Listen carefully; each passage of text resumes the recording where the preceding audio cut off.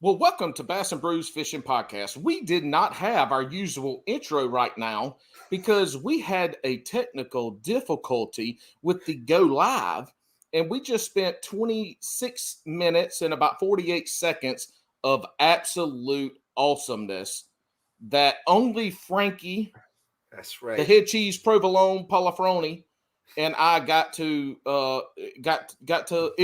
It was unbelievable. Just take our word for it.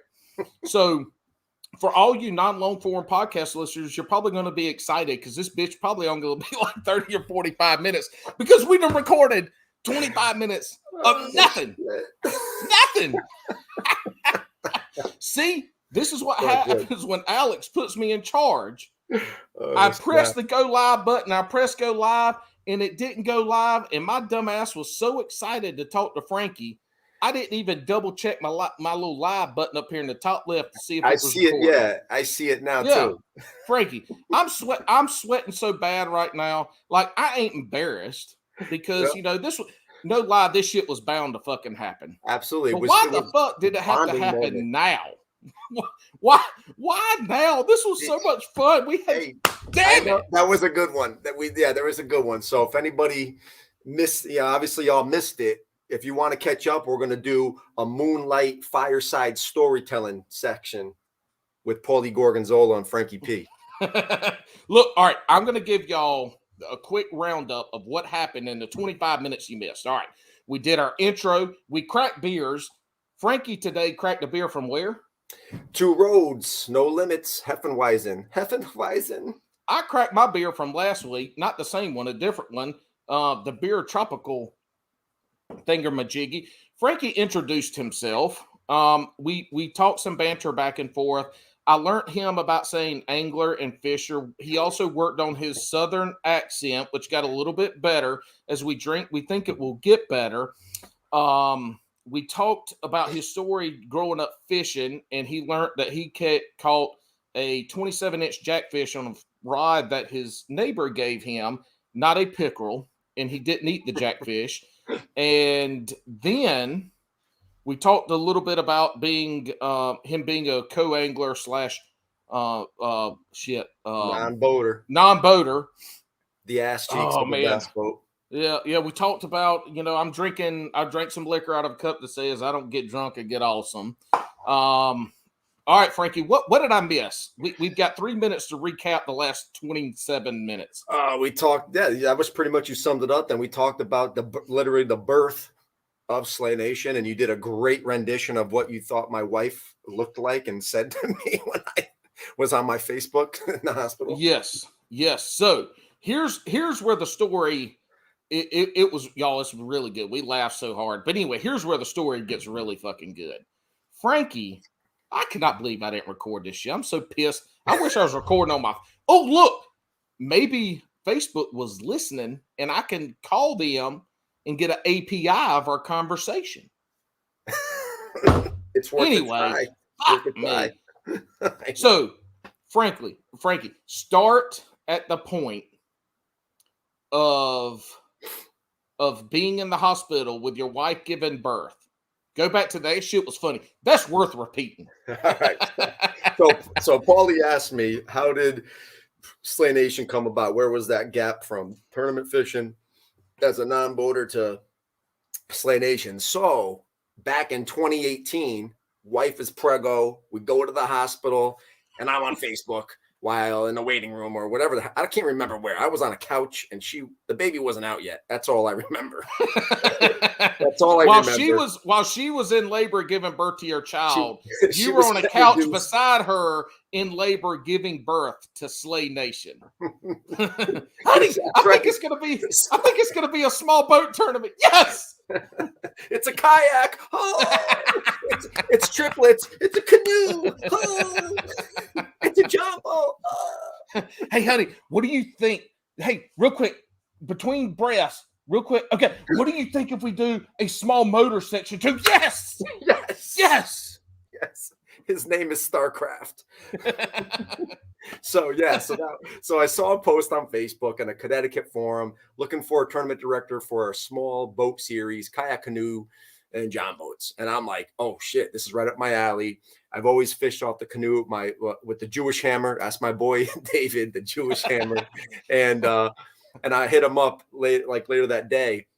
I'm like, dude, check this out. I'm like, I'm gonna hit this guy up and see what it's about. And this wasn't like, he wasn't a tournament organization or series. He ran one in Mass, and then he was looking for someone in Connecticut. So I hit him up and I started directing, right? Start directing 2018. And we had about like 40 members, 40 anglers in the group.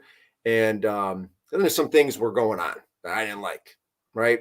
And he wasn't paying out members that were winning, even though there's a payout sheet that says X amount of teams, X amount of dollars. Yeah. And I know this because one of my directors was one of his members, and didn't get paid 3 times when he finished in the money. And then there was some lying going on that I found out from other people. I was referring him to vendors for trophies, plaques, never paid him to this day, $500 worth of stuff. And when I hit him up about it, I'm sending this, never showed up, this, that, and he got took to small people's court, I think, or almost did. I still use the same trophy guy. What was it? What did I say? Small people's court? Small.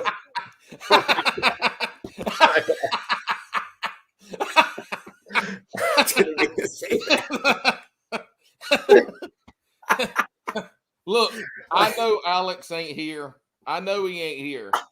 But Alex, y'all, if y'all don't know, I still don't believe it, but y'all know Alex ain't but like 5'6". So I imagine Alex in a court with a bunch of other people 5'6". Look, I understand. My wife, she 4'10". I understand. She ain't reached nothing on the top shelf of a grocery store a day in her life without help. Speaking of that, y'all, small Alex business or whatever the hell it's called. Yes. Side note, Alex wanted me to tell all of our listeners, fans, and everybody else to go fuck yourselves. So, that all right. wasn't recorded before. So, yeah. So after small people's claims courts, yeah, where only folks below 410 are allowed in. Did they even have like a short entry? Anyway, all right. So court happened. Anyway, you used the same trophy guy. Exactly. So whatever, all that stuff was happening. And I said, I can't be a part of something like this. And called him up. I said, dude, I'm done with it. Why? What's up? I said, here's what I know is going on. I don't like it. You still never paid Don for the trophies. I was like, I don't want to be a part of this. Listen, wish you the best, but I'm done with. And then that was it. And I broke off. I hit up a few buddies, said, yo, I'm going to direct my own thing. I'm going to call it Slay Nation. Mikey Shamrocks, he was like, dude, let me run Mass. Absolutely. And then it just kind of, it took away from me. I can get into the other stuff, the growth of us, but that's how it all began. You people up in there in that Connecticut, New York area where y'all have that whatever accent you have, y'all really do have some fucking phenomenal nicknames. The Jewish Hammer, Mikey Eyewear, what'd you just call him? Mikey Shamrocks. Mikey Shamrocks. I mean, look, us country folk have some good names too. Actually, no. Country folk give you stupid ass nicknames. Like dumbass nicknames. Don't make any sense. Just stupid dumbass nicknames. But that's how we show we love you. Absolutely. If we don't pick on you and if you don't get a nickname, we do not like you. Absolutely. And at all. But y'all just got some good ass damn nicknames, man, all the time. Absolutely. Except for Wild Bill. Who the fuck gave him that nickname? His name is Bill Rogers, and they called him Wild Bill. Bill Rogers.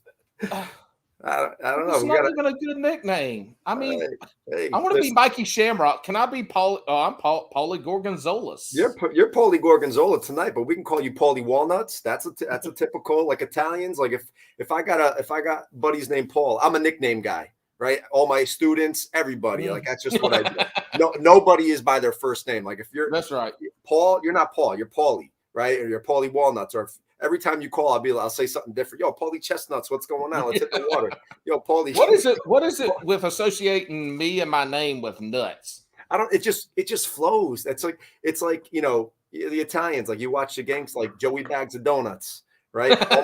All my buddies, my cousins, everybody's a Joey bag of something, you know. Paulie is just a Paulie walnuts. Paulie, I don't know. Down here at the South, if you showed up and we went fishing and people they'd be like, "Hey, what's up, cockroach?"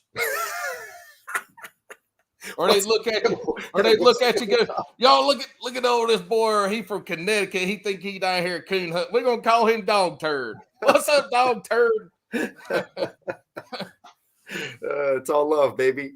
That's funny. That's right. Speaking of love, we mentioned this earlier, in which no one heard, so we're going to re-mention it now.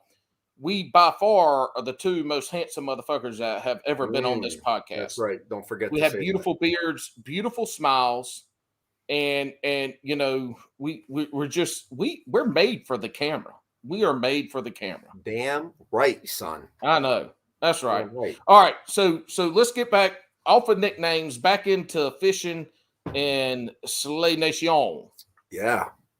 So Slay Nation, man. Yeah. So anybody that's listening, we provide tournament opportunities for the everyday angler. That's what we do. We're grassroots and really, truly trying to grow the sport. We hear everybody say, "Hey, we're growing the sport. We're growing the sport." We're trying to grow the sport by offering tournament opportunities. Right. All right. I'm going to stop you right there because you are a good one to talk to this about. Growing the sport. I have a problem. I almost have as much problem with saying that as I do people calling other people hammers or the juice. Yeah. That shit. Anyway. Yeah.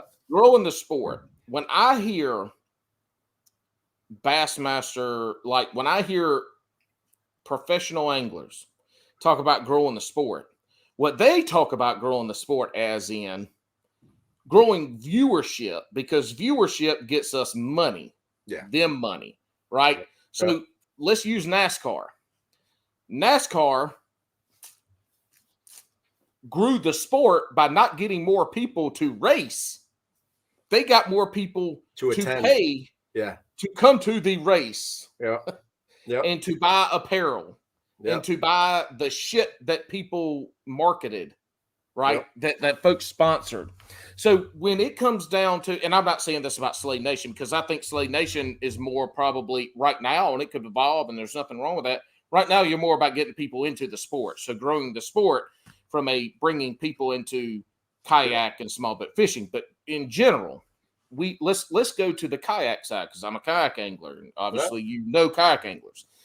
And let's take Hobie and Bass and KBF, the three big ones. Yep. When these anglers and these organizations are talking about growing the sport, they talk about getting people into fishing, which for like me want to be a professional angler forever, I don't give a shit how many people fucking start fishing. Yeah. There's tons of people. There's more people fishing in the last 2 years than the last 20 years combined. Yep. I don't give a shit about people coming in fishing. If I want to be a tournament angler and make a living off of it in a kayak scene, growing the sport means somehow getting more people to view whatever there is to view and to buy the shit that my name is beside. Mm-hmm. So, like, when I hear this all the time about growing a sport, but nobody's diving into what they want to grow. Because if they want to grow people fishing, and Ken Duke is one, if you ever listen to him on BTL, he talks about this all the time. How fishing hasn't grown since like the mid-90s. Like Bassmaster, listen to him, because I don't have the facts, but he does. He knows. Fishing is it's not growing from a money aspect. Growing the sport is getting people to buy stuff, is getting people to pay to watch folks fish. And to me, this is why fishing will never be NASCAR. And I think that's NASCAR and golf are the two things that people relate it to. Fishing will never be those two things, because spectators for fishing is boring as fuck. Let's be real. Yep. And not everybody has a bass boat that they can go get. I mean, and obviously, would we want 100,000 people on a lake watching 100 other anglers fish? it would be fucking madhouse and nobody would want it. Exactly. And TV, let's be real. I don't even like, I want the shortened version of fishing videos. Mm-hmm. Yeah. So anyway, the highlight. growing the sport, you got me off on a good tangent. I've been waiting for that one, Frankie, and you brought it up, and I'm glad because you're talking about growing the sport. And are you talking about growing the sport from a money perspective or from getting people into the sport? No. Damn it, I can't talk. I've had too much whiskey. Sport perspective. No, the growing the sport, what it means to us anyway is participation, getting people actually doing the activity, right? That's the growth of a sport. If you don't have people actively participating in the activity, in the sport, and that's not attending and watching and sitting in front of a computer, that's not growing. That's not participating. Participating means they have a rod and reel in their hand and they're actively engaging in the art of bass fishing. Okay. And so growing the sport monetarily is going to happen naturally if they're participating. They're going to buy baits. They're going to buy boats and kayaks, right? Naturally, the value of the sport will build with more higher participation rates. Okay. That's how we think about it, is how do we get the person that's sitting at home watching Bassmaster or MLF or whatever the hell they're watching, how do we get them out in the water? They need an opportunity. Everybody wants to tournament fish because it's, our motto is we're bringing fun back to tournament fishing, right? Because typically if you are a novice fisherman and you hear of, you have a tournament series in town, big boats, kayak, whatever it is, your initial thought is sometimes like intimidation, right? I'm going to go, these guys are cutthroat. I don't want to pay $100 to enter and get my ass kicked. And why am I going to do that and then leave with nothing? Right. So we want to bring fun back to it because tournament fishing is fun, whether you want to really try to win. Right. Half of us love being with the camaraderie of it, seeing our buddies traveling. What are you seeing on the road? That's all the experience. And so growing a sport isn't just, getting viewers, will that help grow the sport? Yes, because then that's how you get more sponsors. They're going to see that there's value, right? There's an ROI and why they should be a part of your series or your organization or whatever, right? Advertise with you. So yes, there comes that has to come through participation, because naturally bass fishing, especially if you're watching on TV, it could be a very boring sport if you're not into it, right? The common viewer or the regular everyday person that's flipping through the channels is not going to stop on a Bassmaster Elite series, on Fox and sit there and watch it for 8 hours, 6 hours. They're just not. They might want to see the weigh-in day, after everything is edited and, 2 months, 3 months later, watch, day 1, 2, and 3 and watch the highlight film. Right. So growing the sport, whenever I hear people talk about it, how are you growing the sport? Because you posted something on Instagram of you doing something that's cool. You're going to influence people. I get that. But what we wanted to do is get people actually participating. How do we do that? We have created, affordable tournament series.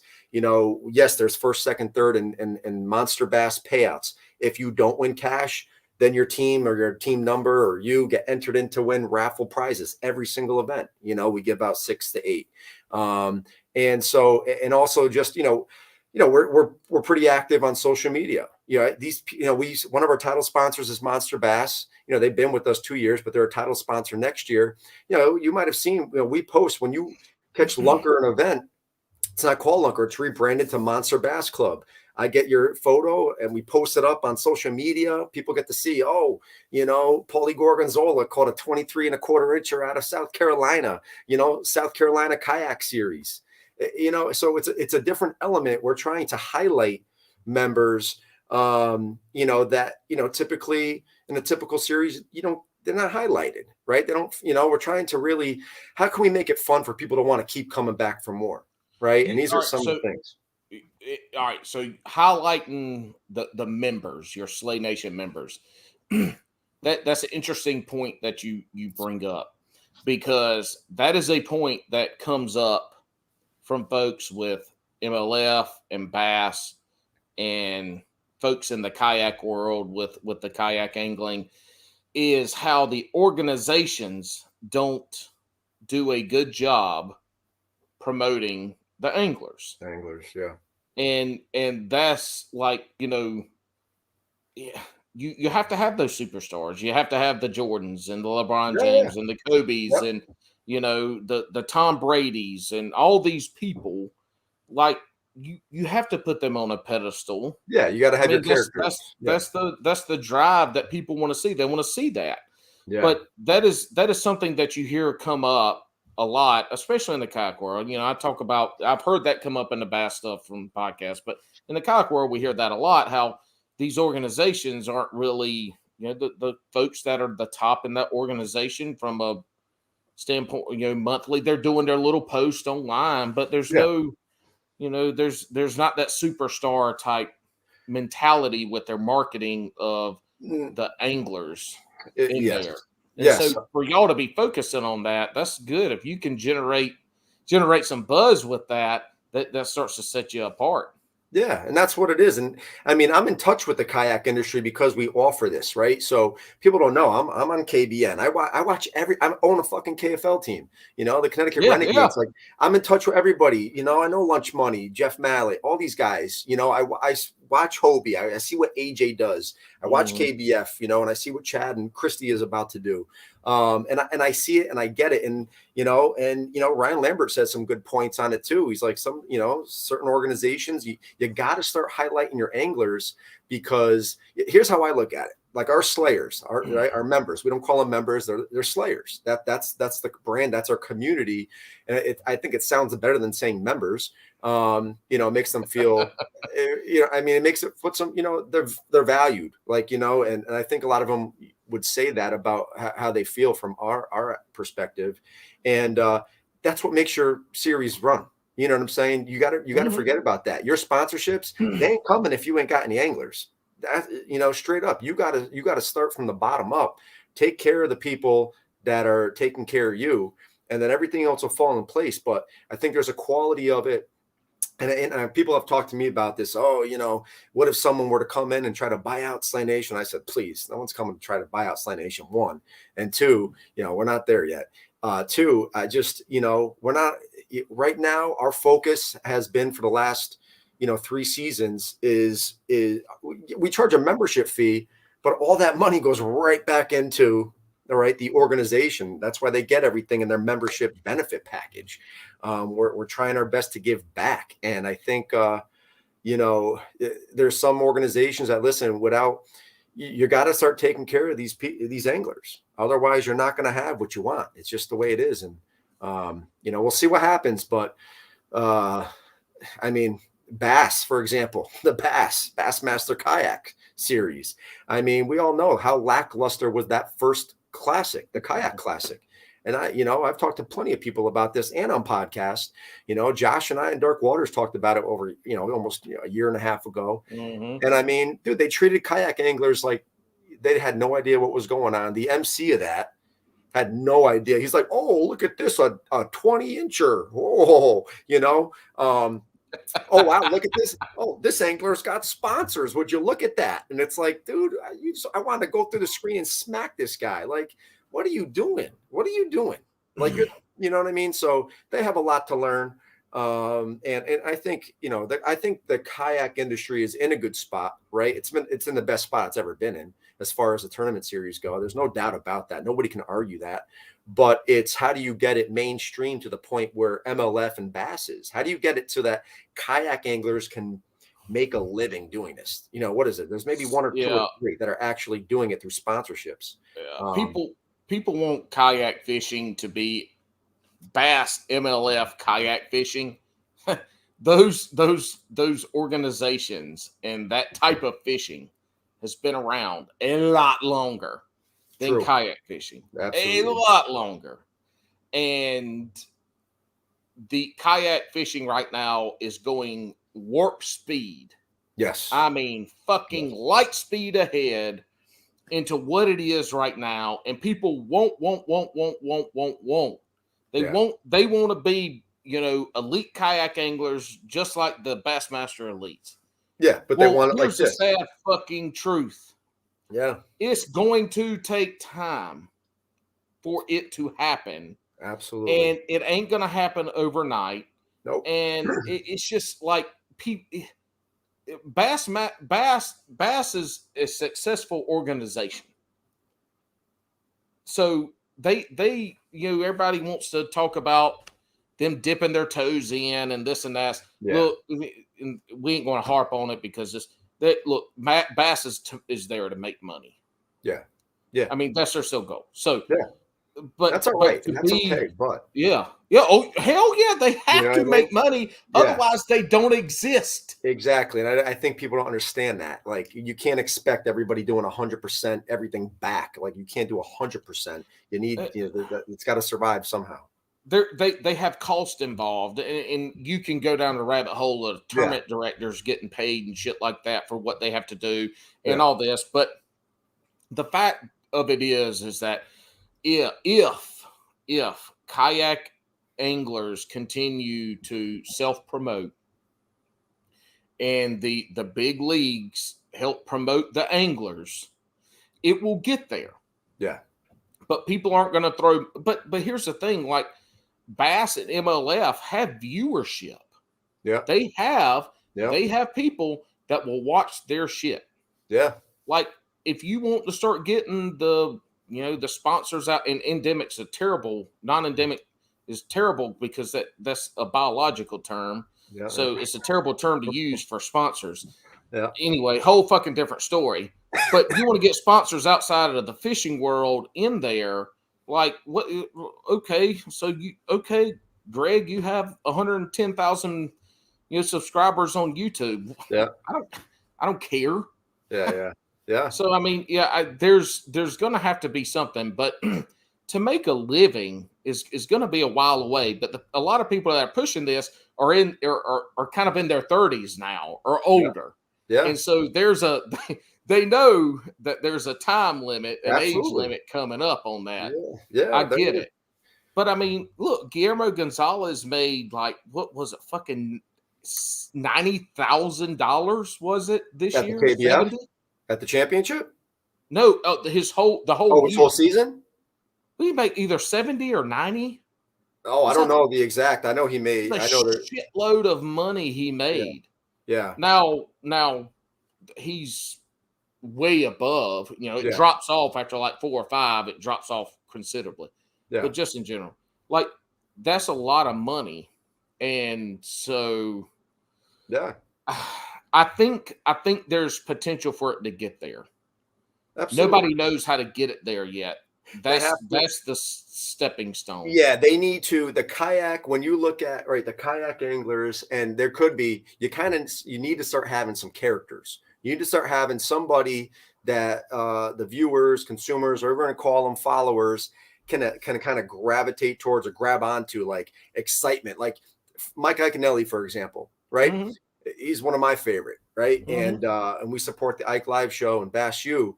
But like, why do half of us are so excited for him to come back to the elites? Because he brings some fire. He brings something there to the story that you never know what's going to happen. But as a viewer, right, and to attract a following, like, that's what he does. The kayak anglers, and there could be these types of people, right, that are like really are fiery and really bring something to the game there. We haven't seen them because they're not, televised yet or streamed yet. I don't know. They're on YouTube and Instagram, and that's not reaching the masses. And it's not. No, you're right. But you need something to clinch onto. You need something to clinch onto. How do you make CPR format fishing? How do you make that weigh-in exciting? How do you make it exciting to announce these winners? You're showing. All right, you can post a clip of Attorney X fish on the board. All right, look, Paulie put up 23 1/4 largemouth. Okay, but now we have to make that exciting. And one of the things I love is when they, and what we do is I cut off the standings after noon. Mm-hmm. So from noon to 2, no one knows what the standings are, and I don't think you should know, because in big bass fishing, live well fishing, you don't know. You don't know what anybody has. All right, Bass Tracker is only so, accurate, but you really don't know. So when at the end of an event, right, you can call up your top 10 and you can start from 10 down. You call up your top 3 anglers and they're like, holy shit, I don't know if I won. Did you win? I don't know. Right. How do you make it exciting to get people to watch a kayak event? Right. And that's what it is. Yeah. Let me ask you this. You coach basketball. Yes. Who's your favorite college basketball team? Well, I always root for UConn because that's my home. Okay. That's All right. I root for UConn. I mean, you know, that's So really, really suck. UConn's nemesis. Who would have it been there? ODU, No, Rutgers. no, it was Syracuse. Okay, so Syracuse. What if in the fourth quarter, the start of the fourth quarter, the game was tied, and they fucking cut the score off until the end of the game? As a basketball fan, how would you feel about that? As a fan, it's you don't know. Well, obviously, you don't know how the game's going, right? I mean, unless you keep track yourself in the stands, right? Oh, they scored 2, we scored 4, right? With a piece of But paper. as a fan, As a, I went to UNC. yeah, Like if they turned that shit off, I'd be like, fuck this shit. I ain't watching. I'll look on ESPN later today, and I like it both ways. For fishing, we're talking about apples and oranges and peaches and bears I don't and think that's a good comparison. koalas and shit. But what I'm saying is, as I see both, but there's also there's two things. You turn the standings off, there's that surprise, that anticipation. You can see it if you're around, if you're with the anglers. Like there's anglers that know where they were, and you see the excitement, you see the fear, you get to see instant hurt and pain. And no matter what anybody says, people on YouTube and social media, they want to see pain. Those videos get more, and I always go back to my honeybee videos. The honeybee guys that go do yellow jacket removals, who get fucking stung and are getting attacked, and they're all like, they're shit just ain't going right, and it sucks. Those videos get the most views because it's pain. Yeah. So you get that when you turn the standings off. But then as a fan, as a spectator, sitting and looking 300, 400 miles away, watching a tournament solely through Tourney X, like getting to see those fish being uploaded and those links changing, like that's the excitement from a fan standpoint that kind of gets people involved in the tournament in a live fashion, right? As live as we can kind of make it for now. So I think there's different ways to go about it. Or maybe I think it's good for the anglers not to know. Maybe there could be some kind of function where the viewers can see, right? Can see that back and forth, but the anglers themselves don't know. I mean, there's got to be some kind of change to leave some kind of unknown feeling. Like think of the Bassmaster Classic. Why do we love the Bassmaster Classic? Because we don't know who's going to win unless it's a blowout, and but you don't know. We barely ever know when those last 2 anglers go up on stage. We don't know yet. We don't know. And that's, and I know it's different. But I'm saying it's all different, but it's that excitement when that dude or the angler, whoever the hell wins, holds up that trophy and the steam comes up and the confetti's flying. That's friggin' awesome. That is not going to have the same effect if we knew who was already winning. It's not. And I understand, the viewership, and I get that, and I get it. But we're just spitballing here. Yeah. There's got to be something done where you can appease the viewer and you can still make the tournament exciting, but no one knowing the final results. And I know there's challenge periods and all that, and deductions, and after all the fish are actually judged, and sometimes it takes a day or 2 to actually find out who the winner is. But we got to stop that. It shouldn't take 2 to it's got to get to, hey, the weigh-in is here. All your submissions are in by 2. All anglers by the stage or wherever the hell you are by 3:30. If you have to drive a little bit, depending on where you launch, you get there and then you do your live ceremony. And somebody needs to bring some fire. All right, well, if you're the MC, how are we going to make this kayak tournament, this weigh-in, this champion? How are we going to bring the heat right now so that people are like, damn, I cannot wait for the next one. Or, damn, that guy who just won, whatever, Russ Snyder's, whoever won, I'm going to go follow his ass now. That was cool. All right, let me see. I can't wait to see him back on stage. Or Christine Fisher, right? She killed it. Like her stock is going up and up, but there's got to be some excitement. That's what this is about. Sometimes bass fishing is a little boring, and this is where, I kind of take passion in this. I like bringing excitement. If you come to my tournament, it's, I got the speakers going. I'm saying woo at 5 o'clock in the morning.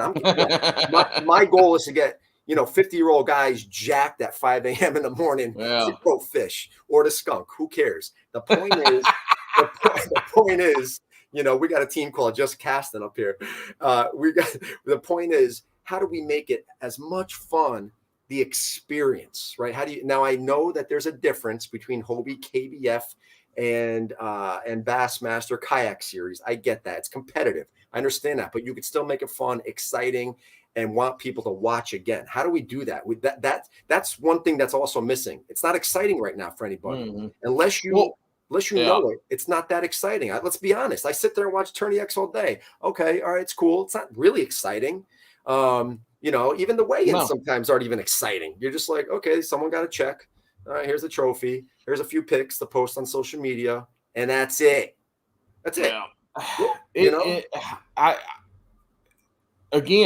I think it gets there as long as people keep innovating. It gets there. Yes. I'll preface my next statement with this is that this is the problem with all of fishing is with doing video, and doing video gets us that excitement so that even when you turn that leaderboard off, if you've got the top 5 guys or the top 10 anglers with some kind of video on them, and they catch a huge fish and are like, oh shit, Frankie, yep, blue cheese. Yep. Oh, look, I think he's got a 22-incher on the board. Yeah. And they can't quite see it, but I think it's somewhere, it's 21, 22 inches, right? So it's that live action part of it. But let's be real. They have a hard time doing that shit with MLF and bass. Absolutely. So you're transferring that. And that's one of the things like KFL and the KBBBT and all that. That's what they're trying to bridge that media gap. Yeah. So people are innovating, people are coming up with ideas on how to do it. And there's going to be one or two major professional kayak fishing entities. One or two. Yeah. Somebody, and it might not even be one that's here now. Somebody is going to go and take it, and they're going to be able to put it together. It's going to happen, I think, just from how much kayak angling is, because it costs entry, right? Yeah. Kayak angling, small boat angling, cost of entry is so much less, and you can compete. And let's be real, you're telling me I can pay $55 and go fish, and if I win first place, I could potentially win $1,500. Yeah. Are you shitting me? I mean, that's a great return. Bro, people are going and paying $100 to fish a bass boat tournament, their local club tournament, and winning $200 for first. Yeah. So there's that. And the other thing I'll say on this, it's kind of a side tangent when you're talking about the entities. I hear every now and again people wanting to do like we all need to do this, or all the leagues need to do it this way. There needs to be a standard. Fuck your standard. Yep. There does not need to be a standard. No, because you're going to corner. Yeah. What you're going to do is, if that were to happen, now you start cornering your members, like you can only do this, right? And as we all know, we all hate being told what to do. And, because I've had people ask me all the time, first, the catch board thing. Yeah. Everybody's going to catch board only. Slay Nation, are you going catch board only? No. Well, we're keeping hog troughs and catch boards. And people are like, why? How come? Because catch boards, it's a standard now. You can't bend it. Listen, if we were having problems with people cheating and bending their hog troughs, and our directors were like, do you think we would still incorporate hog troughs? No, we wouldn't. We haven't had these issues, right? We're not having these issues. And two, I'm old school. Don't forget where you came from. The hog trough, if it wasn't for a damn hog trough, right? We wouldn't be doing catch, photo, release fishing. Like, and that's just how I feel. I feel like I don't want to kick them to the curb. And listen, Catch makes a great product. I still use a hog trough. I don't have a catch board, and I'm not opposed to it, but I'm just saying, don't like say, hey, you can only, and I get why the competitive trails, I understand it. I'm not against it. But for us grassroots, still doing, local series and trails, I'm going to keep it to catch boards and hog troughs. That's just the way it is. And until, I just, that's how I feel. That's just how I feel. Like if we had a big problem with it, like someone will post, oh, the hog trough, this or that. Like, shut up. Like, shut up. What do you want me to tell you? Shut up and go fish. Yeah. In the cheating shit we can get on all too. Damn bass anglers in general in a competition setting are the cheatingest motherfuckers you will find behind baseball players. Absolutely. Absolutely. There's one everywhere. Like, I mean, cheating and bass fishing ain't nothing new. No. And it is what it is. They will get found out at some point. They will. Yes. They will get found out at some point. And it doesn't matter what kind of fishing it is, whether it's live well or catch photo. Exactly. Bass fishing in general. Any cheater will find a way. Yeah, any cheater and anything is going to find a way to fishing in general is an easy to cheat sport because you're a lot of times by yourself or the person in the boat with you, your buddies, right? Yep. So I mean, there's all kinds of shit that going. So that's just part of it. They'll get caught. Yeah. I don't want to go down that damn rabbit hole because there ain't enough beagles to chase us out of it. That's right. So, but in general, like what y'all are doing with Slay Nation, and so all right. So I started kayak fishing in December of last year. Okay. So it's been a year for me now. Nice. And when I was like, oh shit, somebody's like, there's kayak tournaments. You mean I don't have to join the local bass club as a non-boater? Yeah. and it's a non-boater in a bass club. You fish with you fish against everybody. Yeah. Right? So I'm pretty much throwing money away. Yeah. I'm like, hell yeah, I'm doing this shit. And so we have two local, pretty good local clubs here. Nice. And I joined those, and then obviously KBF because I'd seen Chad Hoover's videos. Yep. From shit before. Yep. And so I did that, and I started learning how to BBS, all this now. Yeah. And so I started with our local trails, and that's what I fished. And then I saw Slay Nation. I think there was some Slay Nation North Carolina stuff like this past year in 2021. Yeah, we have South Carolina next year kayak series. Yeah. So I saw it, but I was already committed to those and had never kayak fished before. Yeah. But having seen and learned more about the Slay Nation series, I'm coming to a point here, I promise. Yeah. When seeing what y'all are doing, y'all are incorporating the growing the sport aspect very well because you're trying to figure out how to integrate the kayak anglers, the John boat anglers, the people that the small engine anglers. Yep. Like, and to me, when you talk about growing the sport, what I think of is maybe you get a small percentage of your slayers coming in or new anglers who just picked up a fishing rod and bought a $200 kayak from Walmart. But what I think about what y'all are doing, how you're growing the sport, is that you're taking bank anglers and you're turning them into boat anglers, either through a kayak or a John boat or whatever. So, that's the picture in my head that I see of how y'all are growing the sport is you're taking the bank anglers, the folks that can never compete, never be in a competitive situation.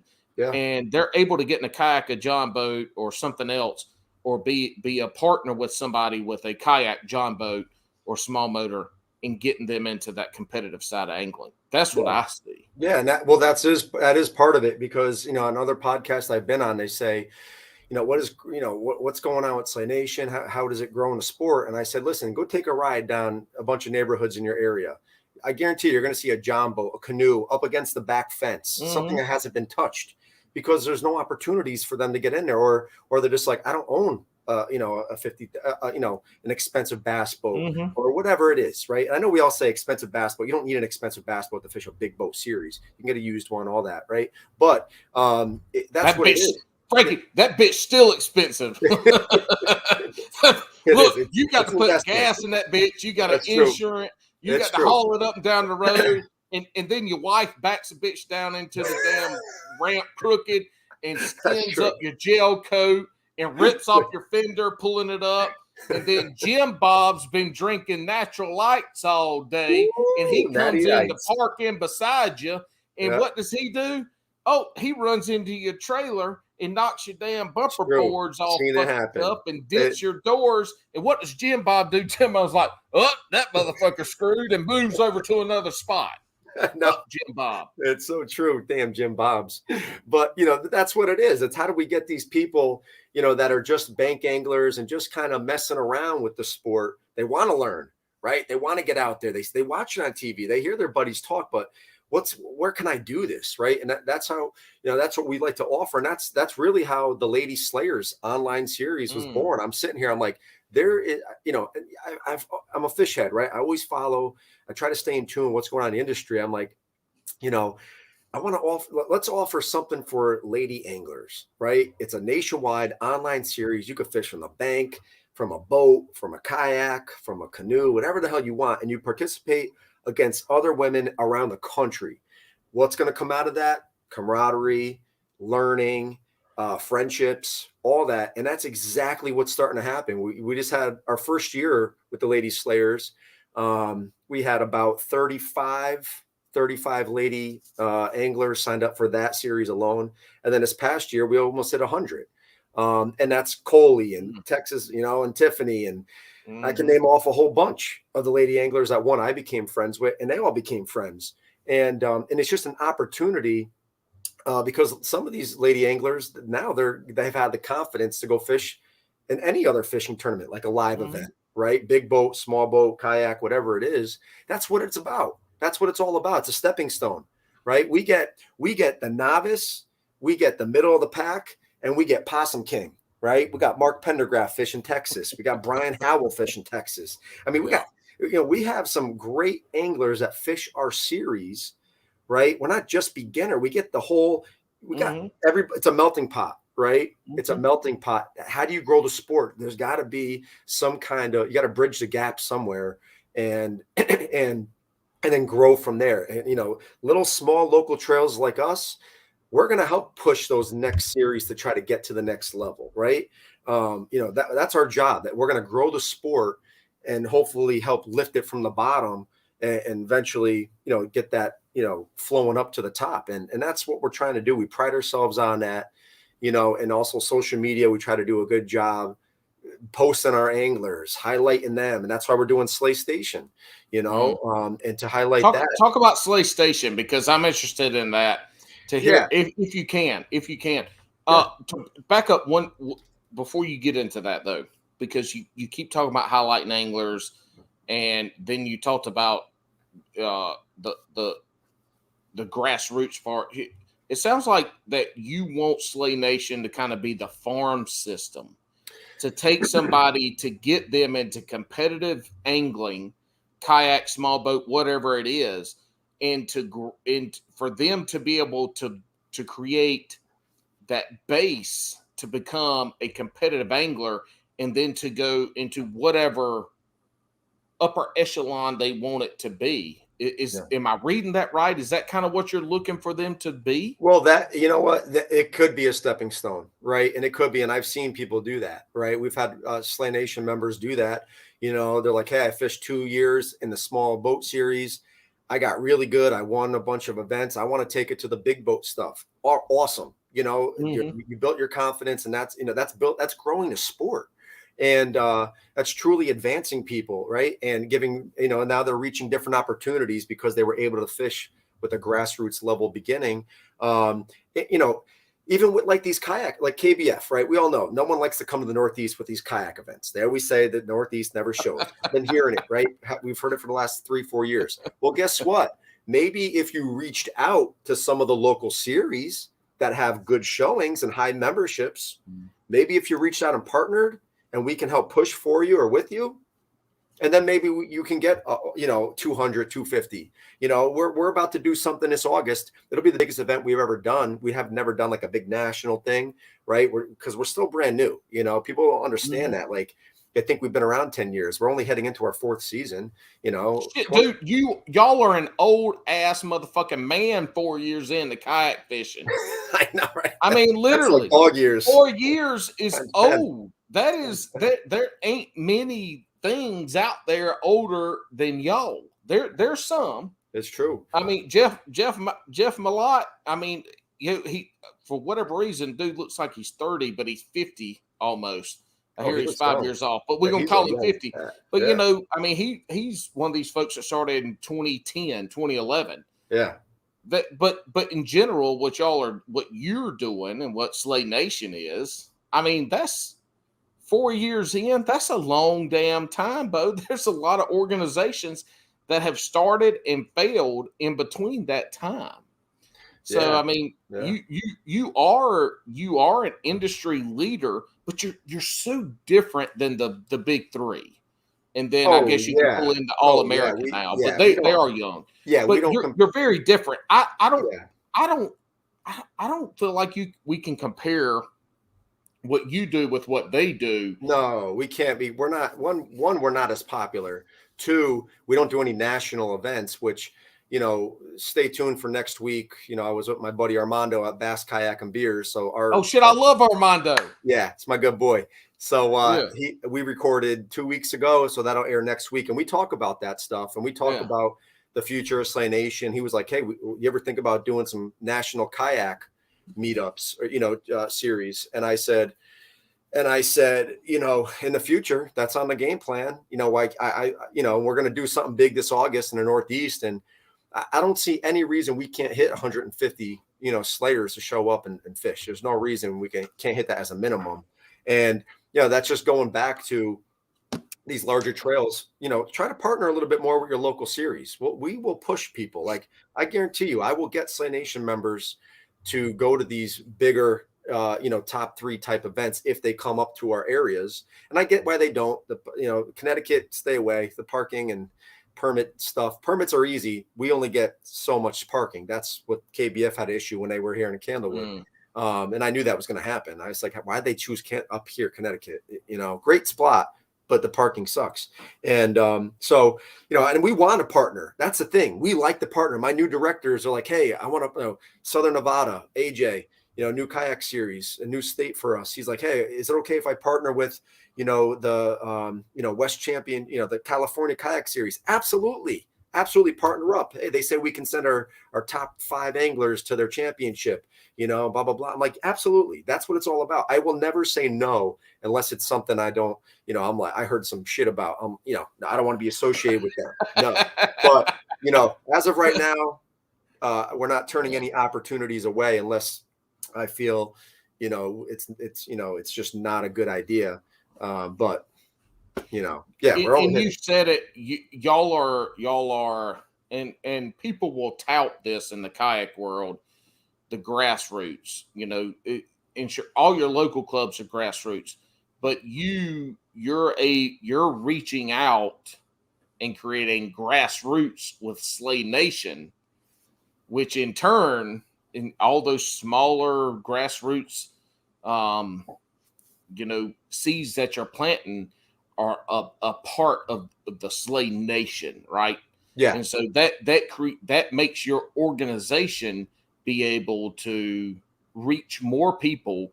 And then these big national tournaments that want to come in, you have a network for them to tap into that already is working in that. So it makes sense. It does. Yeah. And I like what you're doing, because you're not trying to be one of those folks.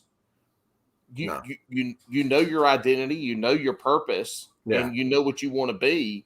Yeah. And it is literally growing the sport. And I think y'all are doing that as well as anybody, because you're figuring out how to get people off the bank and into a competitive fishing situation.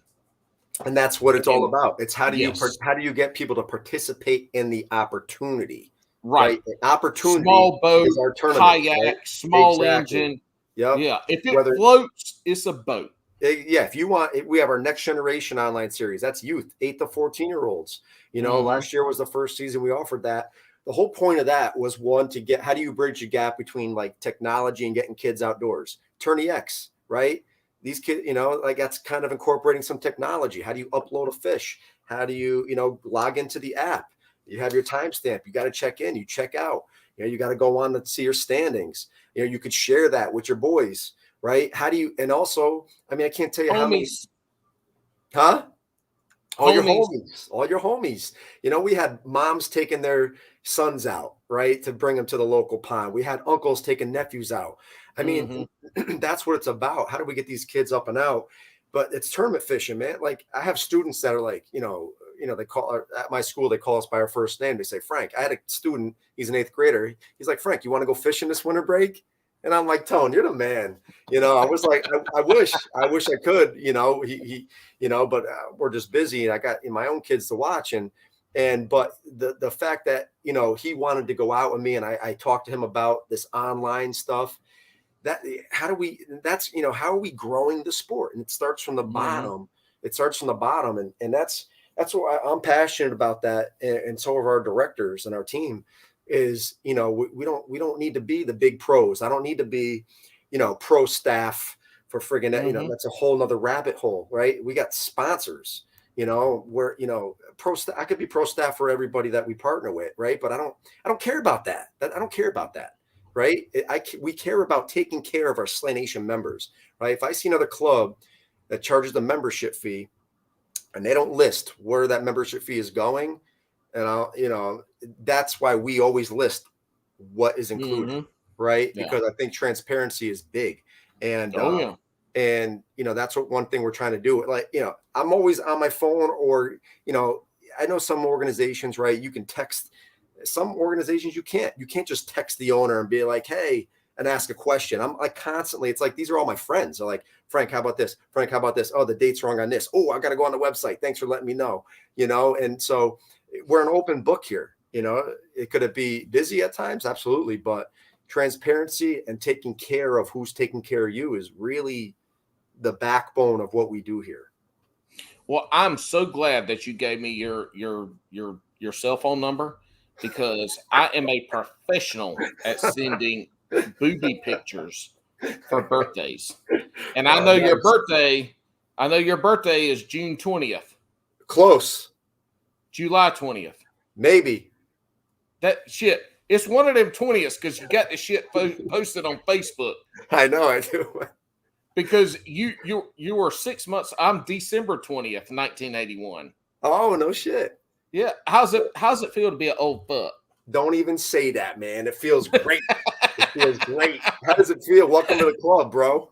I don't know. So I have a question. I heard when you turn 40, you have to go get your prostate examined. Have you done that yet? Not yet, dude. Not yet. I'll plan that one with the colonoscopy at the same time. We'll just bang them both out. Well, no, the colonoscopy's 50. You got to get the prostate first. Yeah, I think. Well, I have to get my colon. Well, my mother passed colon cancer, so I have to. I have to go. Yeah, you need to take your ass and get both of your shit. You need to get both of your shits done. And look, the last time that your wife gave birth, you birthed Slay Nation. So when you go in for your prostate exam or your colonoscopy, what are you going to come up with next? I don't know. We'll see, baby. We'll see. So we got off on a little bit of a tangent. You were saying something, and I can't remember what the hell that something was. What the hell was it?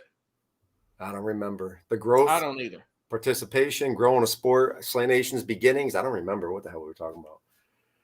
I don't know. We got off on something. Yeah, we went off. Good talk. I can't believe we missed 25 minutes. I know. In like 88 seconds. And I thought so. I didn't see the live thing too, and I didn't. Why didn't you say nothing? Because I didn't realize it either. I thought I saw it come on. You just said you realized you didn't see the numbers. I wasn't paying attention, Paul. I'm looking at your fucking sunglasses. Well, I mean, look, these are the best sunglasses ever. I never have to wipe the lens. Ever. Oh, are those bamboo? Are those wood? Fuck, I have no idea. There are some sunglasses. Oh, they look, they are made in the shade, baby. Hell yeah. Oh, let's go. So, all right. I want to keep talking. So I'm going to ask you very personal questions. I'm just kidding. Ask whatever you want, baby. So it's funny. You're so all right. I made some notes, and a couple of them were shit that I gotta redo from the first time that we did this shit. Look, Frankie, how fucking awesome were the first 25 minutes? It was good, man. I'm a little bummed that it's not recorded, dude. That was a good one. You're bummed. I'm hiding the pain in my ass right now because I feel like I sat on this fucking blue microphone 26 minutes into this podcast because shit. we lost some good shit, dude. I know. I'll tell you this. We've connected tonight. That's right. We have something what's all about between us tonight. We have 25 plus minutes that no one will ever know about. That no one else will ever have. That's it. That's how bonds are happening. Hey, so when does your episode with Armando at Bass Kayak and Beers drop? I think January 3rd. I think he mentioned it. Yeah, so next Monday or so. Next week. Yeah. Okay. So y'all check that out. Armando has been on. I've been on Armando's. Great guy. We love Armando and Bass Kayak and Beers here. Yep. So check that out. What is, and we'll get into, I know you got sponsors and stuff. We'll get into that. Yep. But like, what's the next 2-3 years of Slay Nation look like? Either what you want it to look like or you think it looks like where do you see it in the next 2 to 3 years? Yeah, so we want to continue building the local series, right? We want to continue getting to new states we are not in yet, right? We're currently in 23, 24 states, but there's a lot that we still want to reach out to, right? And try to get some directors in, right? So that one is the growth and because once we can do that, when we can get in more regions, right? For example, on the West Coast, yeah, we have Arizona, Nevada, California, but we need to get a few more of those states up there, right? And y'all are having, is it the kayak or the small boat in California where y'all have like 85 members?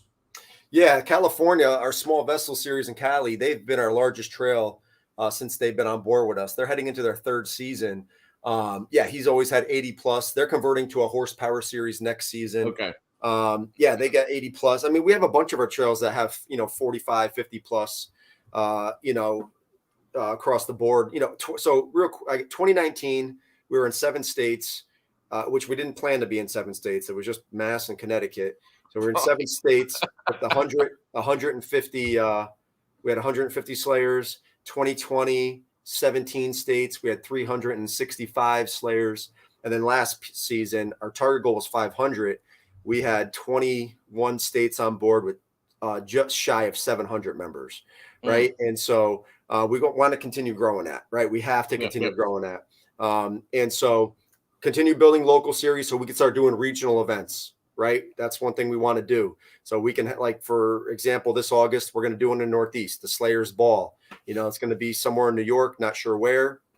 Any Slay Nation member can come to it, but I have a feeling it'll be Northeast heavy because of the location. But we're doing that. I want to make sure the first big thing we do, that one, it's a tester, right? I don't want to be somewhere further away and have it be a shit show. I want to make sure whatever we do here, that shit show to be in your backyard. Exactly. That's where I want it to be, in my backyard. It's easy to clean up. And so that's right.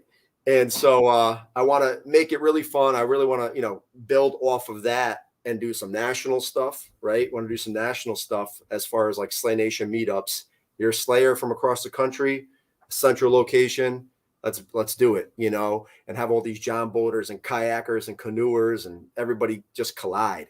So that's the 5-year plan. And then it, you know, I would like to dip my toes into doing some national kayak series type deal where, hey, you know, maybe 5 events, one in the Northeast, one down south, one on the West Coast, right? And do open events, right? Making an open event. So you don't have to be just a Slay Nation member. Let's do an open event. And that's how we can build our brand as well. And who knows, you know, I'm not against partnering with other series. You know, we partner with KBF, you know, gives our members an opportunity to earn qualification to their NC. But, you know, we could be a feeder for one of the, you know, we could be a feeder system for Hobie, for example, you know, if they keep getting bigger. And, you know, what kind of feeder system that looks like, I have no idea.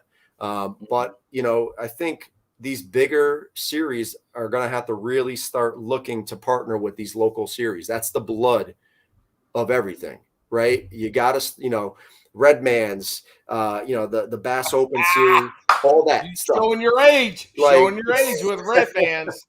That's right. Your age. That's all grassroots. That's all grassroots. Oh, yeah. How do you think where do you think these elites started? And that's how it's got to start with this, you know, and the kayak series. This is our first year being in the kayak series. This is the first year we ever offered a kayak series only, you know? Yeah, we always incorporated kayaks, but we never had a kayak only series. And we were in 14 states our first year with it. Like, that's not too shabby. And we you know, we're continuing to grow with that. And, you know, we're just keeping our head down. We're in the middle of the pack. No one really knows who we are. Some people do. Yeah. And we're cool with that. We stay out of the drama. We just, you know, we stay focused and energize what we got going on. And just, you know, do other haters? Yes, we get haters all the time. We get prank calls. Like I had my Pennsylvania director. Dude, that's how you know you made it. So our Pennsylvania director, he's like my right-hand man. We call him Slay Ray, right? He does all of our jerseys, all the sublimation. He works like a hound in his basement, right? Hardest working guy I know. And he got a prank call the beginning of this past season. Someone said, you know, someone was like, hey, is this a Slay Nation? And Ray's like, well, this is Slay Nation PA. How can I help you? He's like, is Slay Nation a cult? And he's like, so Ray starts laughing. He's like, I don't know what you're talking about, man. He's like, that's funny. He's like, how can I help you? He's like, no, like, is Slay Nation a cult? Like, is it run by one person? And Ray's like, well, we have an founder, but we run tournament trails. So Ray was confused. He was like, what the fuck? And so the guy's like, oh, so you follow like one person and Slay Ray's like, listen, we run fishing tournaments. Do you need help with that or no? And the guy was like, yeah, so you're a cult. And he hung up and I go, what the frick? So that was the weirdest call we've ever got. Well, and, you did birth Slay Nation in the hospital while your wife was in fucking labor. I know. Christy, listen. Oh my God, I got the best idea for a fishing tournament. And she's like, bitch, I'm in labor. What's wrong with you talking about fishing? I'm 2% have a boat. Dude, oh my God. So that was a funny call. You know, I was like, Ray, we did it.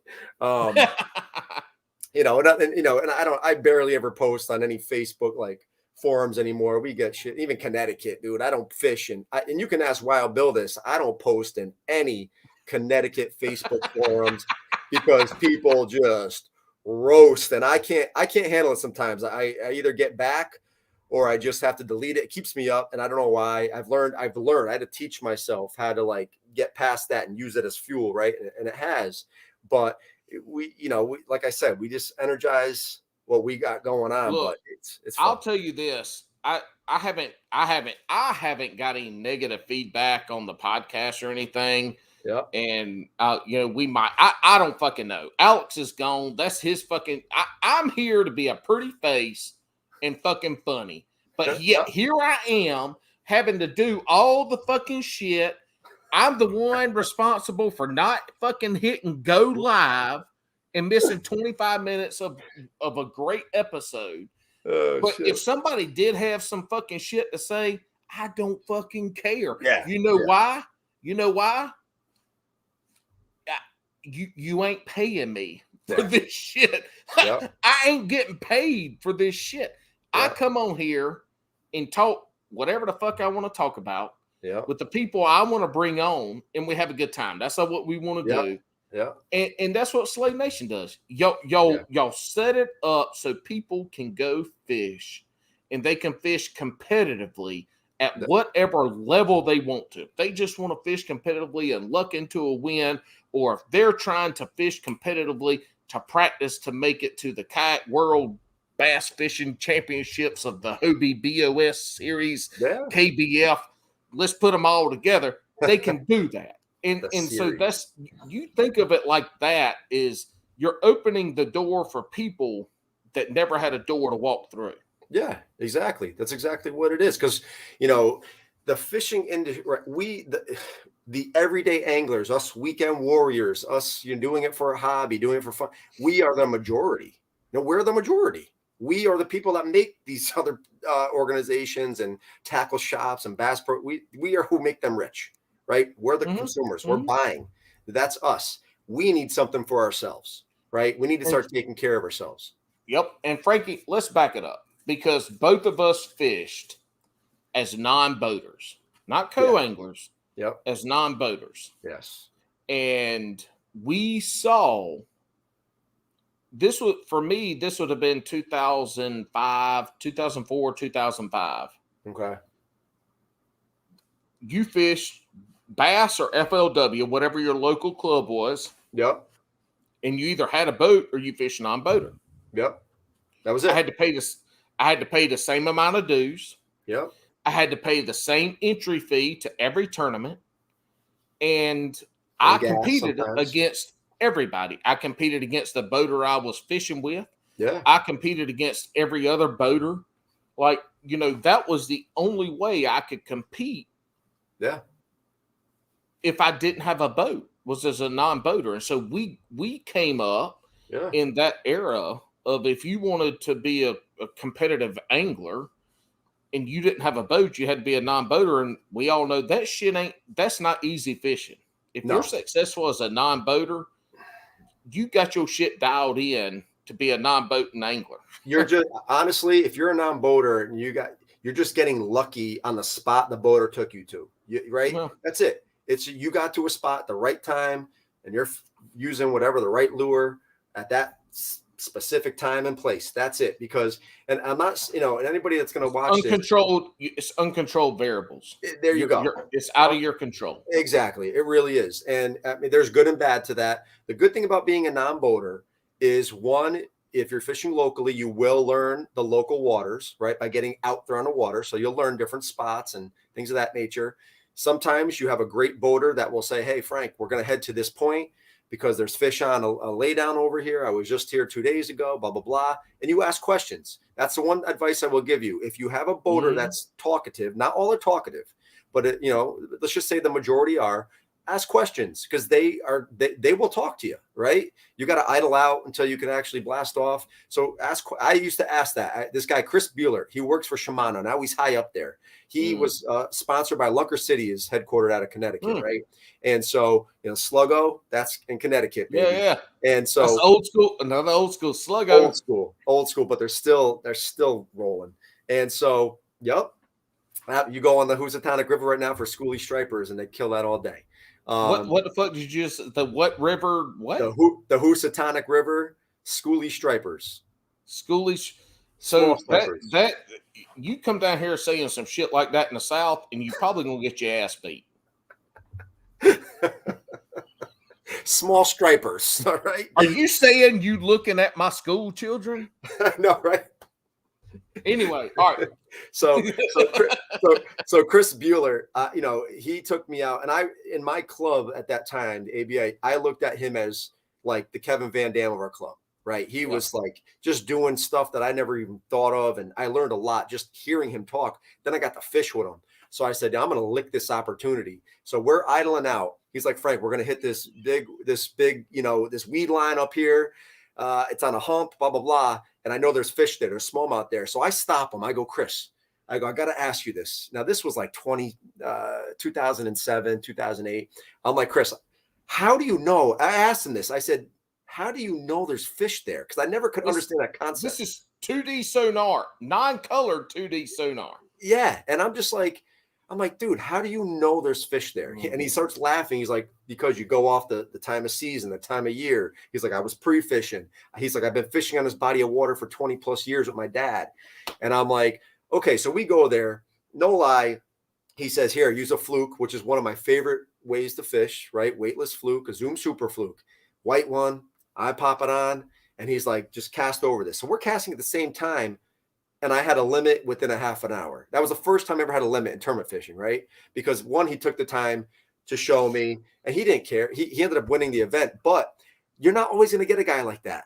Probably 80% you're not going to. So, okay, I fished 7 years as a non-boater, and I got lucky. I had a great club. A lot of guys would tell it to me, and there was 2 times where I finished in third out of everybody. I beat the boater I was with, but not every, I spent and wasted a lot of money. I did learn not a lot. I mean, I would say I learned, right? I wouldn't say it was worth all my tournament entry fees and paying gas for that 7 years. Like when I could have I wish I had a John boat or a kayak and could have fished another, tournament, style and saved money and had a better opportunity at winning. But do a year or two of non-boater, do a year or two. Right. And then start looking into kayak tournaments or small vessel tournaments.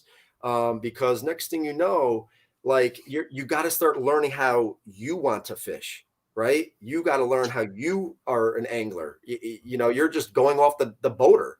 If you're a non-boater, most times you're going to get backboated and they're going to put you in the deep end and they're going to be fishing the shallows, right? Hitting the riprap. And you're like, I don't even know how to drop shot. And I'm out in 50 feet. What am I going to do? My chatterbait, that ain't doing so good right here. So it's if you're a non-boater and in this, well, fuck, any time of the year, you bring a drop shot rig and you bring a Carolina rig. Yeah. That's the only 2 things you need as a non-boater. Absolutely. That is a lifesaver. Drop shot, Carolina rig. Bring those 2 things. Bring those baits. And if you need something else, and I can't remember where I heard this on a podcast. If you need anything else, the boater will give it to you. Or you just sneak in there. Oh no, what are you doing over there? I'm just getting my lunch out of your compartment. Right. So speaking of being a non-boater, don't bring dip and glow. Leave that fucking shit at home. And if you bring something to eat, don't bring shit that's gonna spill on their floor. And just look, be a nice guy. Yeah, be quiet at first. I would say be quiet. That fucking fish. Yeah. If they catch the fish they need, they will help you catch fish. Yeah, but learn to be a good net person. That is key. Yes, because they will get pissed at you if you poke at the fish and you knock it off. I'm not saying I've ever done it. I was a good ass net man, but there was this one guy. You put the net in the water, and they put the fish in the net. That's it. Just be like, hey, you didn't put the fish in the net. What do you want me to do? Put the net in the water the whole way. They guide the bitch into it. That's right. I got 2 cool stories. One, it was my very first tournament fishing as a non-boater. I fished with this other guy, Frank, out of New York. And oh shit! Did y'all argue over who was the real Frank? No, I wish. He had a nice boat. He was the guy that told me to watch out for the gel coat. When I stepped off the dock to get in his boat, he said, "Don't touch the gel coat." I said, "Here we go." Everything I've been told about people being ass bags, I got to get one. So he was a dick. He was like he was. I heard him. We bumped into one of the guys that own Kitech on Candlewood, and he was like, "Yeah, I'm fishing. I'm trying to teach these guys a few things how to fish." He's like, "I'm probably gonna win." This is like stuff he's actually saying, and I'm in the back of the boat, like, Jesus Christ, like, when's the 8 hours? He ain't got a bite all fucking day. So he did all right. He did Frank's last name didn't rhyme with cheese. That's right, for real. Russo, more like I don't even know, dude. But so his last name was Russo. I think so. I don't remember. So there's the fucking problem. He was the pussy ass Karate Kid. That's right. We all know Johnny was the badass. That's right. That's true. That's right. Strike hard, strike fast, strike whatever. Kick his ass, Johnny. That's right. Kick his ass, Johnny. So I know John. Look, I don't think they ever showed Johnny's mama, but I know good and goddamn well she smoked Marlboro Reds unfiltered. Absolutely, no doubt about it, dude. With a Guns N' Roses, a cut off Guns N' Roses t-shirt, no sleeves. Nice kick. Shredded sleeves. So I'm on this guy's boat, and I had to go to the bathroom, and I knew if I had to go, like I just had to go. My kidneys were I was trying to hold as long as I could, and I can't. So I'm like, hey, can I dookie? I said, no, I got to take a piss. And I was like, hey, is it all right if I take a piss off the back of your boat? He's like, do you have an empty bottle? He wouldn't, I'm like, yeah. No. But look, first of all, I don't give a fuck who you are. I ain't asking to pee off your boat. I'm peeing. I know, but I was trying to keep my etiquette. And so fuck that ain't etiquette. I got the piss, bitch. Believe me, I know, but I was like a little, I was new and I was nervous. So I was like, whatever. So I emptied out a Powerade bottle and I'm sitting there, and I mean, it was a big one, like those 32 ounces. I filled that thing up to the brim, and it looked just like the lemonade. It looked like the lemonade flavor. And so the tournament ends. Dip a little bit out on the side. Hey, slow down. I gotta pour some out for my homies because you made me piss in a bottle on a fucking boat. I dumped a little in his live well, so a few smallmouth died. He got deducted. Too much pH. So we get to you put him in his two-stroke bit, right? Hey, look, motherfucker, put me in. That would have been a good idea. That would have been a good idea. So we get to weigh in, and I'm like, whatever. I watched the weigh in. I immediately put my poles in the car. I leave. I say my thank yous to the director, and I leave. And I'm like, oh shit. I never took out the Powerade bottle. I left it in his freaking compartment. So I'm thinking to myself, I'm like, you know what? Screw it. That's my gift to old Frankie boy. And so that was next tournament you drew Frank the asshole again. No, I did not. I never saw him again. Never saw the guy again. Never. And so that was that. Go ahead. Another time I'm fishing as a non-boater, and this was like this one is like I was drawn as a non-boater this day, like through the grace of God. And I'm fishing with this guy, Todd Rose, awesome guy. He's like the CEO of some health corporation up here. He smoked like 3 packs of cigs before the first cast, right? Nicest guy. Like, I mean, he always had the newest Ranger. I mean, this guy could fish. I knew his name. Really great guy. And I drew his boat. And I was the only non-boater in our club, by the way. And so we're on a. So was I for 2 years. So was I. I was proud of it, man. I was proud of it because I knew I had to start somewhere, right? And I didn't care. And so we're fishing Highland Lake, and it's cold out. It's like late March, early April, or whatever. And he's got his bib on, and we were talking. There was one time where it got quiet. He wasn't a big talker. He's a really nice guy. And so on the back of the boat, and I farted, and he goes, "What's up?" Like, straight up. So I was laughing so hard. Hold up. Was it like the first time? Was it like the second date with your wife, Christina, when you farted? Was it one of these? Or was it just like you're like, yep, it's time? No, it was exactly, dude. It was time. Yes, it was time. And so I let one rip, and he just turned around. He's like, oh, what was that? And I was like, so I die laughing. And I can't talk. And he's like, and I'm like, no, I'm good. I was like, what kind of jig you throwing? And so he starts fishing, right? And it's still morning time, right? It's about 8:30 in the morning. And I mean, the water temp was cold. It was, if I recall, it was still like the high 40s, right? And so I don't hear him talk, and I don't hear anything for like a good 20 minutes, right? And I just happen to turn around. I'm focused, right? I turn around. He's half in the water, right? He's like, his waist up is all submerged. And I'm like, what the fuck? So I'm thinking he's looking at something under his boat, right? I didn't know.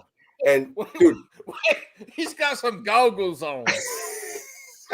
You couldn't some goggles on. The bow was up a little bit. I'm like, wait. So it almost you're telling me he couldn't afford one of them fucking little cones.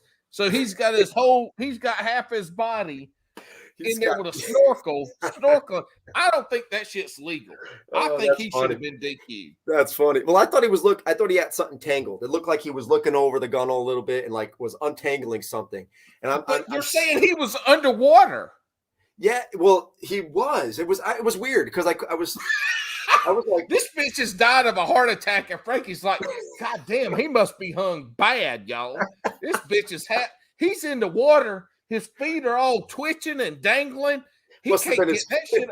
Damn. Must have been his favorite lure. Who knows? And so I'm like, what? So I'm like, look. So I look back again, and his feet are shaking. And dude, so I'm like, oh shit. So I drop my gear. I drop my rod. I run over, and he was drowning. Right? He couldn't get himself up. His hands. He could not get his hands behind him to get up on the gunnel and push himself up.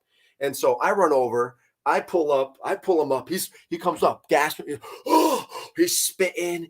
And he's just like gasping for air. And I'm like, I was like in shock too. Obviously I'm not giving CPR. He's awake. And I'm like, what the fuck? So he comes to, and I go, Todd, you all right? I'm like, what the fuck happened? And he's like, I dropped my rod in the water. His rods were expensive. I mean, he must have had like a $500 combo. And he dropped down to get it before it sunk. And when he did that, he went in a little too far and he was past his waist and he could not get his body up. And he must have been in there for he told me like a good 20, 30 seconds before he felt me. And I'm like, I felt bad that I waited that long. And so I pull him up and he's like, Frank, I think you just saved my life, man. And he goes, what do I owe you? I go, I'll take this boat. I was like, I'll take this. I was joking, of course. That was the first. Then we started laughing. But I was like, Todd, not for nothing, dude. There's a reason, you drew my number. You drew me today, man. Because if I wasn't here, who knows what you would have done? I mean, maybe he would have just went in the water, but his bib could have filled up. I don't know. So this is a lesson. If you drop your shit in the water and it's worth enough, you fucking die for that shit. I just posted Lone Star Kayak just posted him dropping his fucking shit in the water and him going, oh shit, and trying to get it. I'm like, dude, either it was a cheap ass combo or you rich. Yeah. Because I don't have a lot of money. Yeah. If I drop some shit in the water, I'm fucking going in after it. If the water is 40 degrees, I'm going to save my shit. I'm going to put in the kayak. I don't wear a lot of clothes. I'm going to go to the bank because I have a lighter. I have dry matches. I have dry bags that have shit in there that I can start a fire with. I'm going to get naked. I'm going to start a fire. I'm going to start calling people.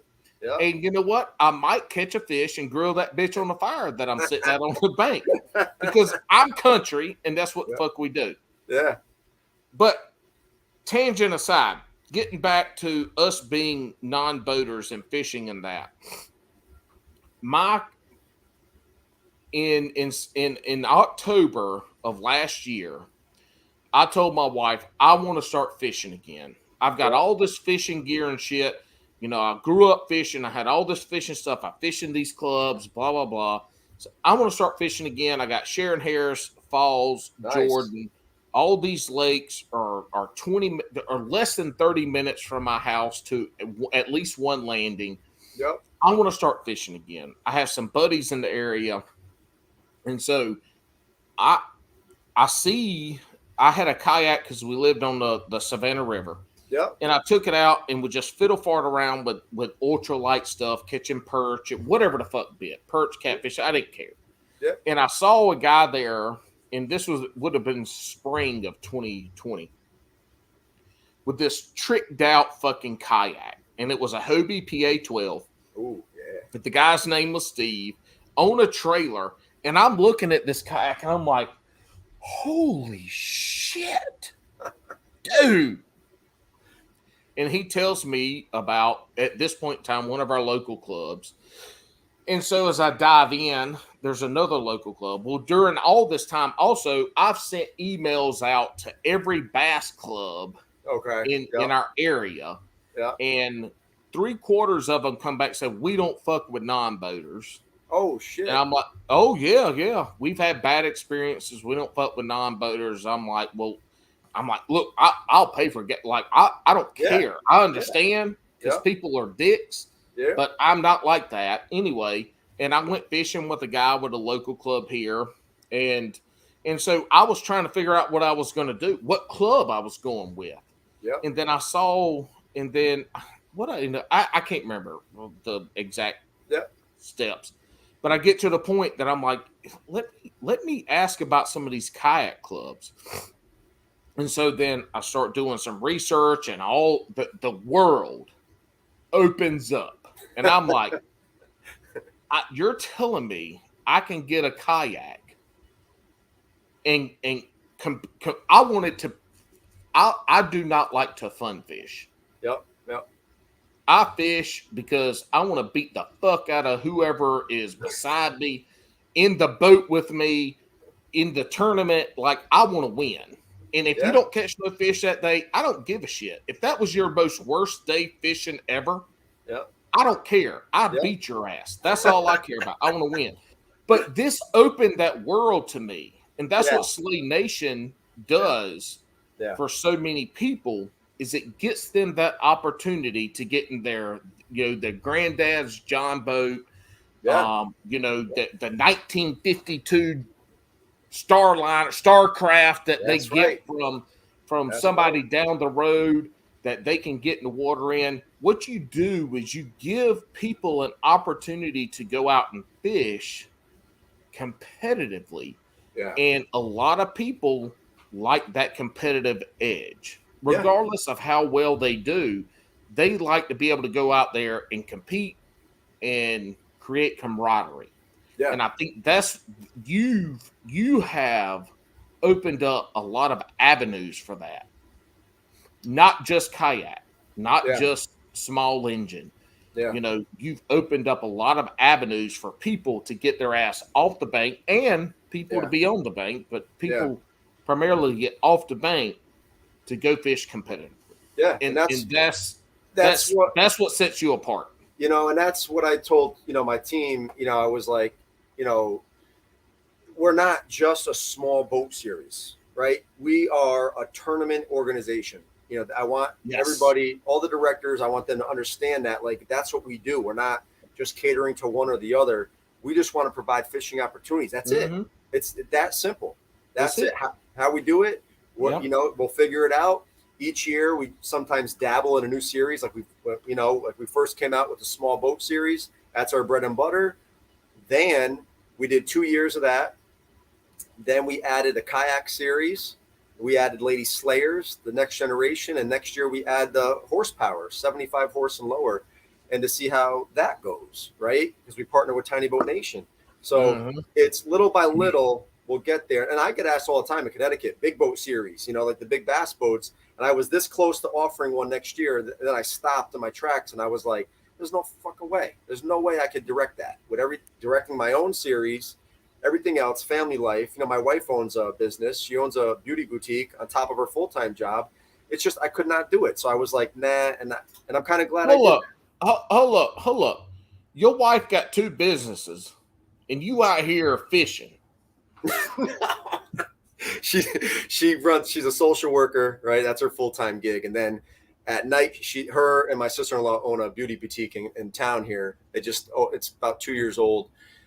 So she's trying to go full time with that, but damn. So your wife a social worker with a business, and you just out here fishing. I wish I was just fishing, bro. I wish. Oh, you are a teacher. Teachers have the easiest job in America. I'm just kidding. So people didn't hear this recorded, but I told you earlier, I grew up in a family of teachers. Yeah. Thank you. Listen, it's not a hard job. I wouldn't consider it hard. Do you have to have patience? I teach preschool to 8th grade, so I got to have a variety of patience. But compared to social worker and working with adults with mental illnesses and schizophrenia and drug addicts, my job is easy. And we ain't here to talk about that because is the work that you do is invaluable to society, but that work is not easy mentally for people. Teaching and social work. Oh, You no. see a lot of stuff that a lot of other people don't ever get to see. Yeah. So for you having that outlet of being able to go fish and to either compete or have that quiet time, helps on that side. And people think I'm fishing all the time. I fish when I have a tournament, to be honest with you. Like that's once a month during tournament season. And then, summertime when I have I coach basketball all summer. I coach clinics throughout Connecticut.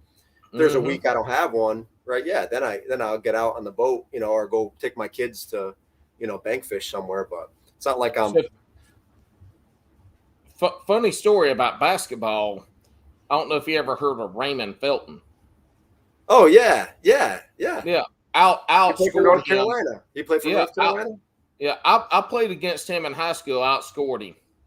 Matter of fact, I was the high scorer for the whole game. And my first 3 shots never even hit the rim. One hit the side of the backboard, one airballed, and one hit that backboard so high it bounced off and missed the rim. I ended up high score for the game, though. Oh, damn. Yeah. Were you a shooting guard? Oh, hell no, man. I was a 6'1" center. Oh, you're 6'1". Okay. Yeah. 6'1" center, so you had a short team. Well, yes. There was one other guy taller than me, but I knew how to play dirty. So when people go up for rebounds, I step on their foot and out jump them. But the thing was, I could dribble. I could shoot from anywhere on the court. I could shoot. But when people played man to man, they hated fucking guarding me because we ran a lot of picks. Yep. And I was the guy that ran the picks. Yep. So I could set up picks real good. Plus, I never stopped. They fucking hated guarding me. Yeah.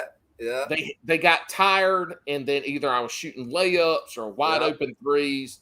Yep. But I could rein that fucking shit in, man. I could shoot the ball now. That's what I was. I was a shooting guard, and I was the same way. I like Richard Hamilton and Ray Allen. They were known for nonstop moving, and defenders would get tired, and that's why they always got their open shot because their cardio was so But see, now we can't do that in basketball because everything's ISO.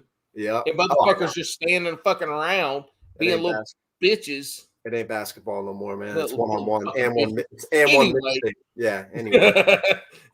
yeah. All this 1-on-1 shit. I would have fouled out in the first quarter if I played basketball nowadays because I don't look, man. I played defense too. Yeah. I was in your face. I was breathing in your face, like whatever the fuck I could do to get the advantage. I did it. I mean, if it was grabbing your shorts or your shirt and holding it close to me as you ran, like I did. People hated me, and we played in a 1A school, so we're talking about schools with less than like 400 people. Okay. So we played basketball, football, baseball, track. We knew each other. We liked each other, but they hated playing against me. Hated it, especially in basketball. That's good. Anyway. Yeah. So we've covered a lot today. And I thank you because we're at 1 hour and 40 minutes, which means we're actually at 2 hours and 7 minutes. That's true. Because we did not record. We lost the first 29. We did not record. Yeah, we did not record all the good fun, fun shit that we did. But I think we made up for it, though. I think we made up for it. Well, the people got to hear the meat and taters of the podcast, and that was what Slay Nation is, and who you cater to, and what you're trying to grow it into. Yeah. And I like that. And I'm gonna, regardless if I get the fish or not, I'm gonna join Slay Nation this year for sure. Oh, appreciate that, man. Yeah, we have a new kayak series director. We've had in the past, we had a small boat series, and that director ended up moving to Texas, new job. And so we haven't been in South Carolina, although, one of my good buddies I'm in North Carolina. Oh, sorry, you're in North Carolina. That's right. Okay, North Carolina, we have our small. Oh man, actually, North Carolina series has converted to a horsepower series next year. Right. But y'all used to. So what's interesting is, I meant to bring this up earlier. I'm glad you reminded me. Y'all used to, for a couple years, I think the first year y'all started this, y'all had the small boat series, because if you follow Slab Dynasty, who was a past guest of Bass and Brews, Yep. they fished some small boat series, and I think they were Slay Nation series that they filmed early on in their filming career. Yeah, I think you're right. What state are they out of? They would have been in the Burlington area. In New Hampshire? Randoming. No, motherfucker, North Carolina, not Connecticut. Oh, Jesus Christ. Burlington, when we think Burlington, that's New Hampshire for us. So I don't fucking know. All right, Wild Bill fucking Rogers. You don't know. See? Jesus, that's where our brains are at, man. It's cold up here. I mean, see, look, I never used to be as stupid as I was until I joined Hooks at Hoodlums. And then I just became so dumb with everything but fishing. My fishing got phenomenal. Yeah. Everything else, I just lost it. Oh, so okay. we're going to wrap this up because we have been going. And contrary to previous guests, we're both on Eastern time. Usually I'm dealing with somebody in Central or fucking West Coast. So it's like, 11 o'clock here, 8 o'clock, they're just getting ready to roll. Exactly. Yeah, they're getting home from work. Yeah. So I want to kind of backtrack and say, I want to thank Hooks at Hoodlums. Check out their apparel. We're both wearing it. Frankie's got the underwater robberies. I've got the certified palm wrecker, which is my favorite hat that I finally was able to get and wearing now. Nice. Check them out. Heels 10, HEELS10. Heels 10. Get you 10% discount. I know Christmas is over, but everybody has a birthday coming up in 2022. I can fucking guarantee it. They have one coming up in 2022. Buying some Hooks at Hoodlums gear. Check out our Bass and Brews line of apparel. I don't know the link will be in there. If I don't have it, and if y'all aren't watching, I'm doing some fucking Harry Potter shit with my dry erase pen. Look at Bass and Brews. If I don't forget, I'll put a link in here for it. Your support the channel. Honestly, we aren't making any money off of it. Anything we do make is stuff that we're planning to do when Alex gets back from being a sailor on the wide open oceans. We're looking to do some other stuff with the podcast. Nice. And so if you do that, you're supporting the podcast. And I would love send me pictures because I will post that shit because it's awesome. And then the last thing that I want to say, and I'm doing all this first because our guest gets the last talking to. Sweet. Lockwood Fishing. I will post his Instagram post in the link to all this stuff or in Facebook or YouTube, whatever the hell this shit comes up. I don't know yet. I'm going to post it. But if you're listening, go to Lockwood Fishing. He's doing a giveaway that ends on January 4th. And one person is going to win. It's got to be fucking $2,000 worth of stuff. Nice. It's custom rods, it's lures, it's apparel. Ooh. Have you seen it, Frankie? I have not. Holy shit. Lockwood, LACHWWOD. Lockwood, LACHW00D. Fishing. And by zero, I mean O. Yep. Lockwood Fishing. Go check that shit out. He's doing a giveaway January 4th. It is unbelievable. Whoever wins that shit it might be the giveaway of the year. Nice. Check it out. It's going to be a huge giveaway. And yeah, that's it. So, Frankie, take your time. This is your time to shine, my brother. All right. We at Bass and Brews believe that hollering out the people that give you money to say their name are important. So you tell us who those important people are. Absolutely. First, because no one got to hear me say it, and I do on every single interview I'm on live. Everybody who knows me, whoa! What up, Slayers? That's right. So first off, thank you with the bow. First off, thank you to all the Slayers, right? All our Slayers across the country, all our directors, and all of these sponsors and partners that I'm about to kick off, because I got a long list. I have to have a list whenever I get interviewed. I was on Bass University 2 weeks ago, and Sweet Pete, I probably gave the longest sponsor shout out ever on the show. But this is how we do it. Oh, Bass University, who has professional anglers, and the small boat guy has the longest list of sponsors. That's when we got to bring variety. Got to bring variety. That's how we roll, baby. So first off, y'all see it right here. Brand new title sponsor, Hook Set Hoodlums. Let's go. Ride with us. Hashtag ride with us or collide with us. Show up a hoodlum and leave a legend, baby. I got that hoodie. Thank you to Santa. All right, let's see. So check out their apparel. They got a line of everything. They're out of Connecticut. How the hell have we not partnered before this season? I don't know, but we're ready to take it to the stratosphere with Hook Set. All right, and I'm proud like you. They're finding their path, Bo. They knew. It's all finding their way. Find your brand, find your niche, and stay on track. That's it.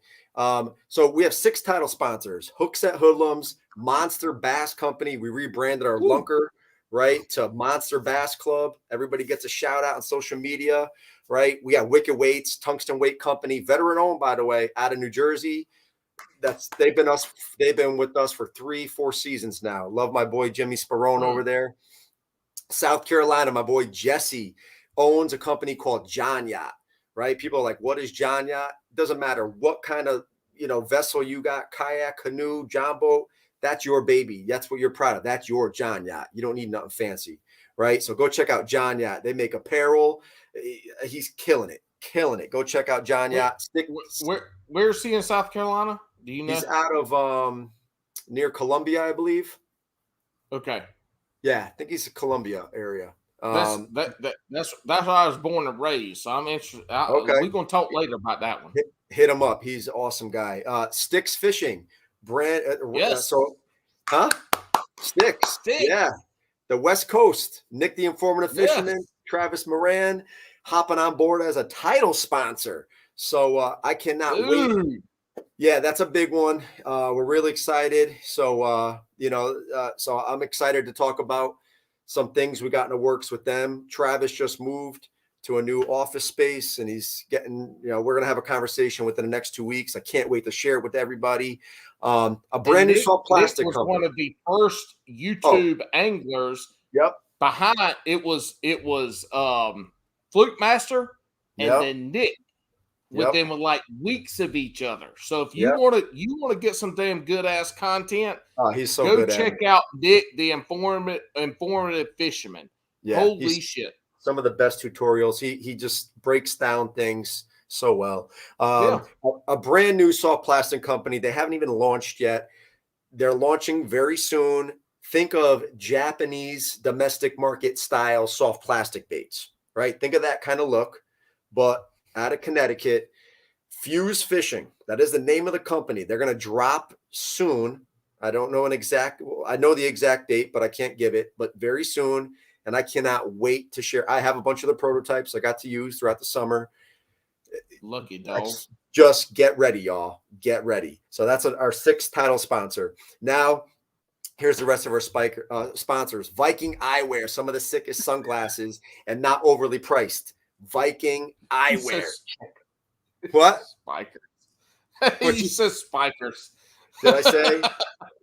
You said Viking spikers. Whatever. All right, Viking You Eyewear, y'all. gotta put them after so you don't mess up sponsors. Look, at Bass and That's Brews true. Fishing Podcast, when you fuck up, we pick on you. So That's true. That's all right. That's all good. All right. RoboHawk, phone tethers, gear tethers. Listen, we're all sitting in yes. kayaks, job boats. We're close to the water. We got to take pictures of the fish. Sometimes you're going to have an accident. Protected with RoboHawk, the Bass Juice fishing attractant. First off, the Bass Juice owner, John Walton, out of North Carolina. Bass Juice is out of North Carolina. Talk Where? about an he's near the Fuquay. Are you shitting me?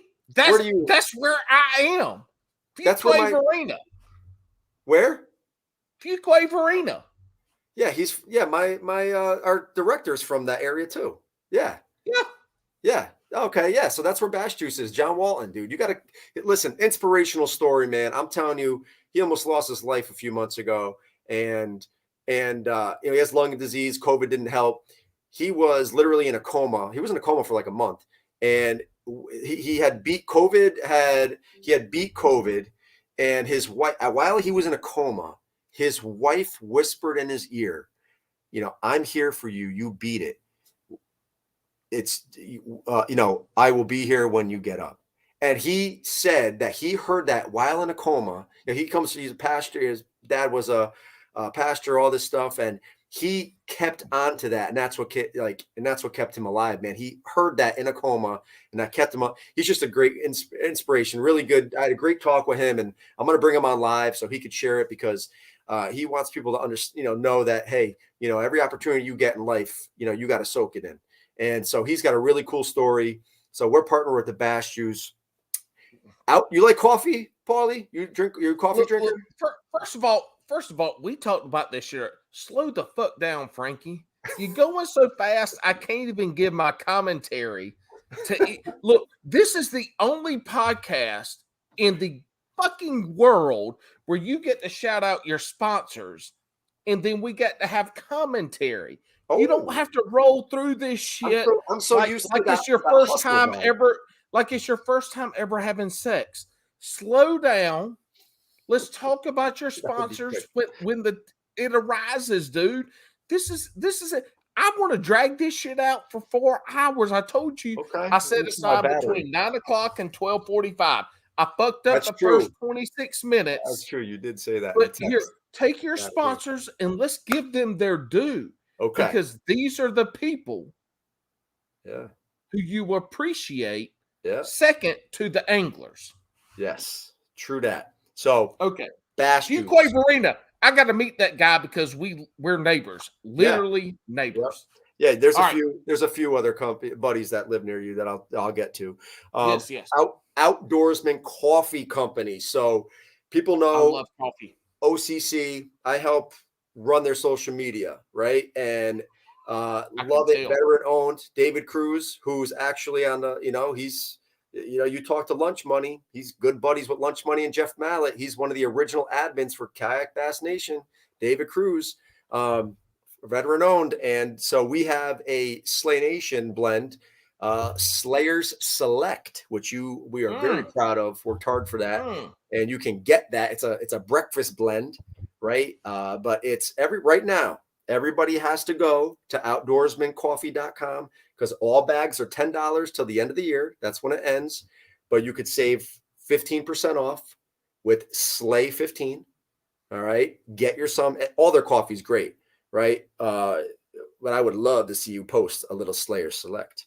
If I could put the 15% off on here, I would right now. But Alex, aka Swamp Rat Fishing, ain't teaching me how to do that shit. So you're just gonna have to rewind 15 seconds and listen to this again. You're on StreamYard, right? Yeah. So are you on the dashboard? Do you see the right-hand side? It says banners. Frankie, go to the next sponsor. It's super easy. All right. So the next one, life jackets, right? Onyx Outdoors, right? They sponsor MLF, and now they partner with Slay Nation. You get 40% off. 40% off their life vest. You need it. That's the most important piece of equipment on your kayak, your john boat, whatever the hell you're using. Even if you're fishing a bank. I know some of you clumsy asses need a life jacket sometimes. Right? I've seen it before. I Look, know it. look. Most people drown in less than 4 feet of water. That's right. Just saying. Just saying. Harmony Fishing. That is the official hook of Slay Nation. Harmony Fishing, John, is, I'm telling you right now. Was that good harmony? That was great harmony. That was an alto. So he makes, his hooks are awesome. He has a Razor Series hook, super stout, super strong, all nickel. He has a topwater prop. It's a Razor Series prop bait. They call it the Toad Buzz.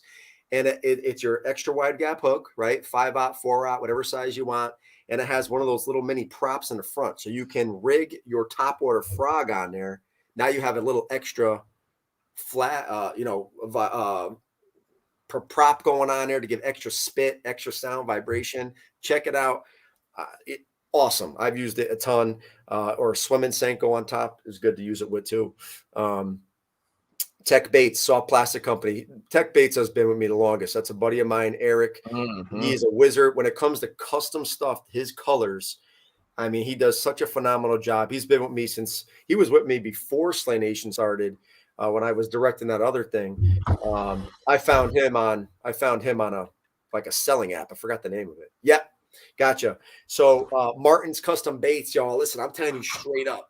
You check out Martin Custom spinner baits, those jigs. Tell me if you've seen blades like this or color schemes. If you live in Connecticut, you better be throwing them because they're made for Connecticut waters, although you can use them anywhere.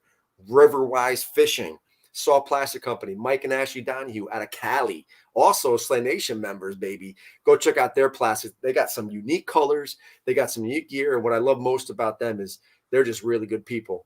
Absolutely love them. They're great people to work with. We love having them a part of Slay Nation. And as slayers, line cutters. That's right, y'all. You know it. Line cutters. You don't even need a scissor no more. Get yourself a ring. Get yourself a flat mount. Go to linecutters.com. We even have custom Slay Nation line cutters. I have a few in stock. If you're interested, hit us up.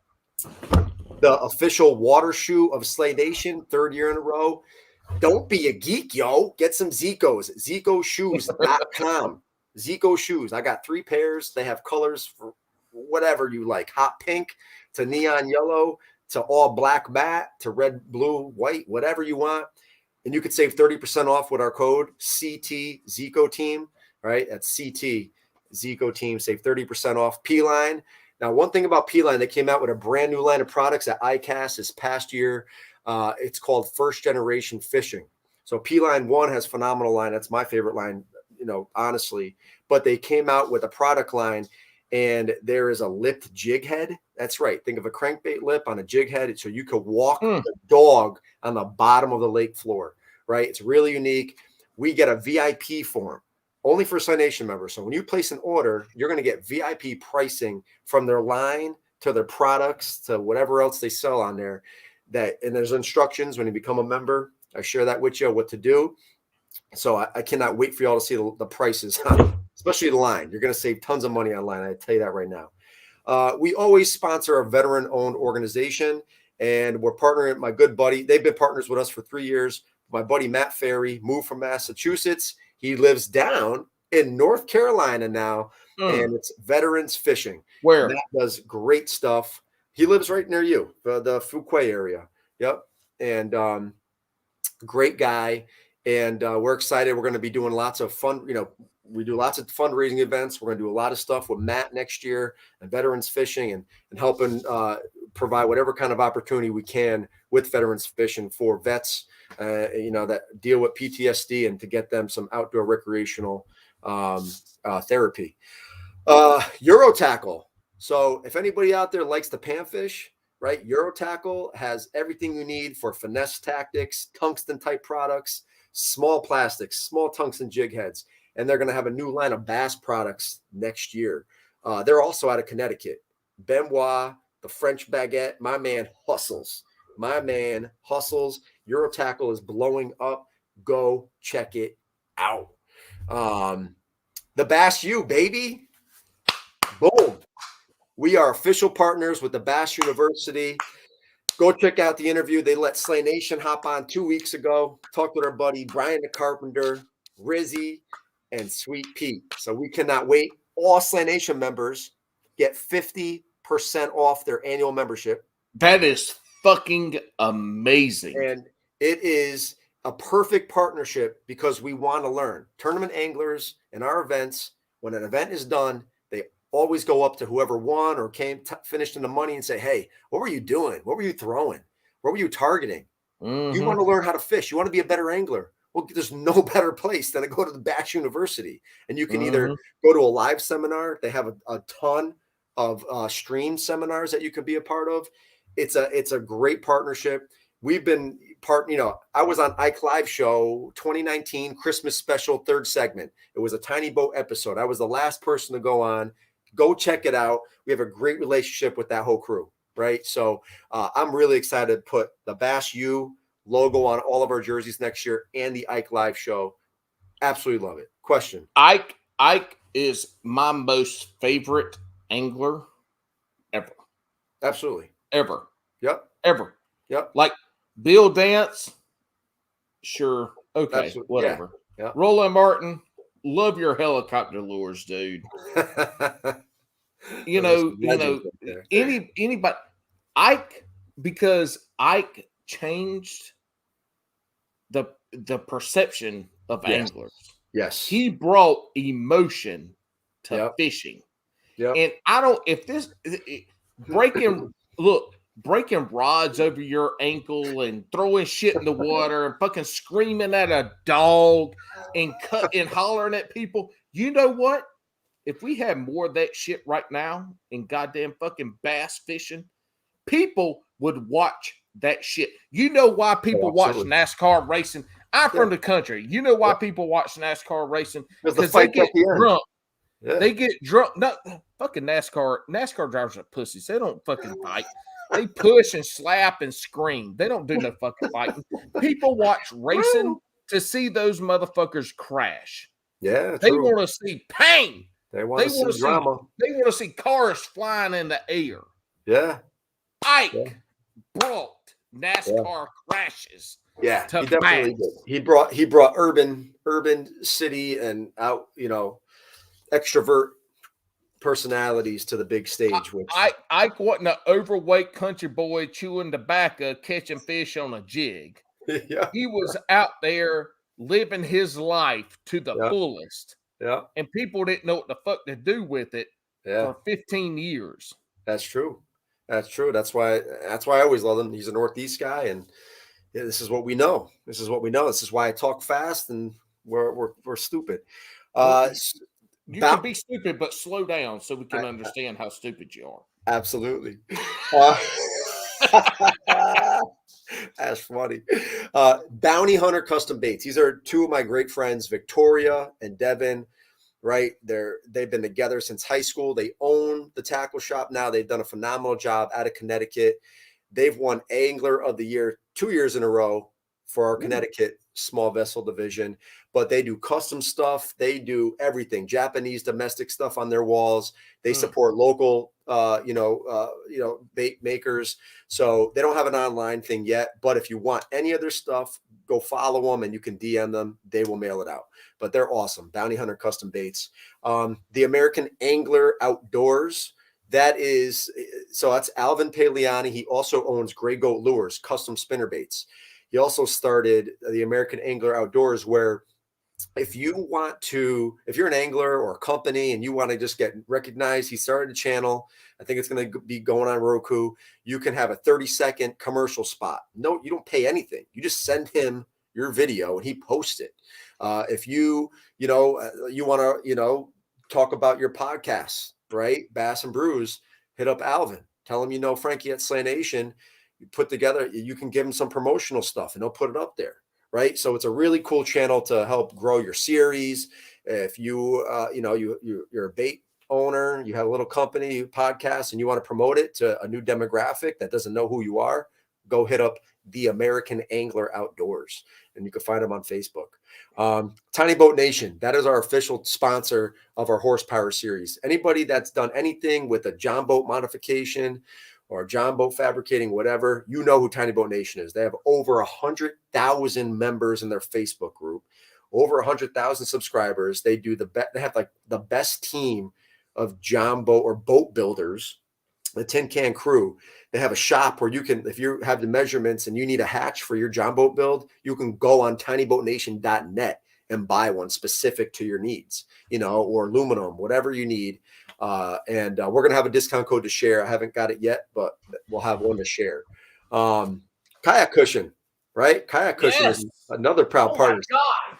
Right? Save your ass. Absolutely, dude. I got one for the John Boat, most comfortable, and you don't even have to use it for a kayak or John Boat. If you're going to a sporting event, put it on the bleachers.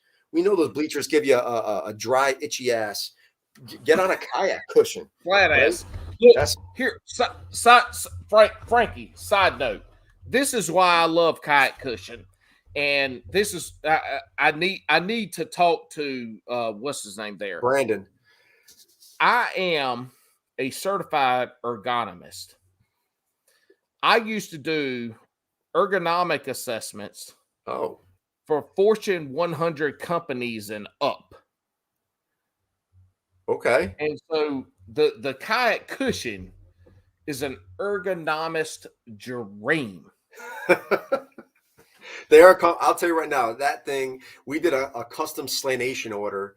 And, he posted about it. It's been a while ago, but he posted about it. I remember that. So we placed in one of his largest custom orders, and I'll tell you straight up. My battery's gone.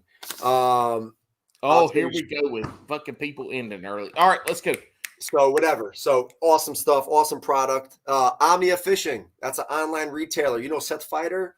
He's sponsored with Omnia Fishing. We got them on board. We are really excited to work with them. And they're one of the only retailers right now that has the Rapala DT8s. I think they're all sold out. But my ass has been looking because I want some. You got some? No, I want some. Oh, yeah. Said you had some. I'm about to say, I wish. No, but they're out of stock. They went up and they sold out. And I knew that was going to happen because it's the first Rapala came out with the DT8s. So check out Omnia Fishing. Z Bait Company, another great salt plastic company. Hunter out of Pennsylvania is just a great guy. He knows that I love his bamboo bombers. He knows that. Naughty Fish Outfitters out of Virginia. Lawrence Martinez, another vet, another great buddy, great guy to drink beers with. That would be a great guest to have on is Naughty Fish Outfitters. You would have a great time with Lawrence and Andrew. Stretch and Lines Angler Gear. Damian, Big D, my boy, hopping on board. And also I created a signature Slay Nation custom jig with Damian. He's making them all. Every member gets one included in their membership. Damian is going to be a guest in an upcoming episode for Shizzle.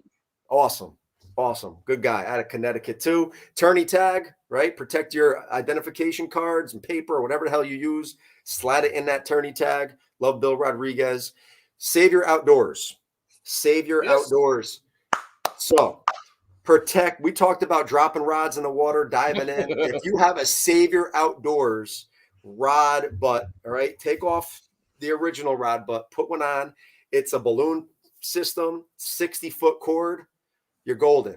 All right. Take care of your investments. Save Your Outdoors. And they have all different colors to match whatever color rod. If you really care about matching, or you just want an all black one, they do have a lime green and black one that I like. I have one on a custom sleigh rod. But they have to have different colors because somebody like me who's colorblind can't see a red or a green mixed upon the stuff. And also, Save Your Outdoors sponsors Faith and Fishing Podcast, who will also be an upcoming guest. Awesome. Small world. Fishing is a small world.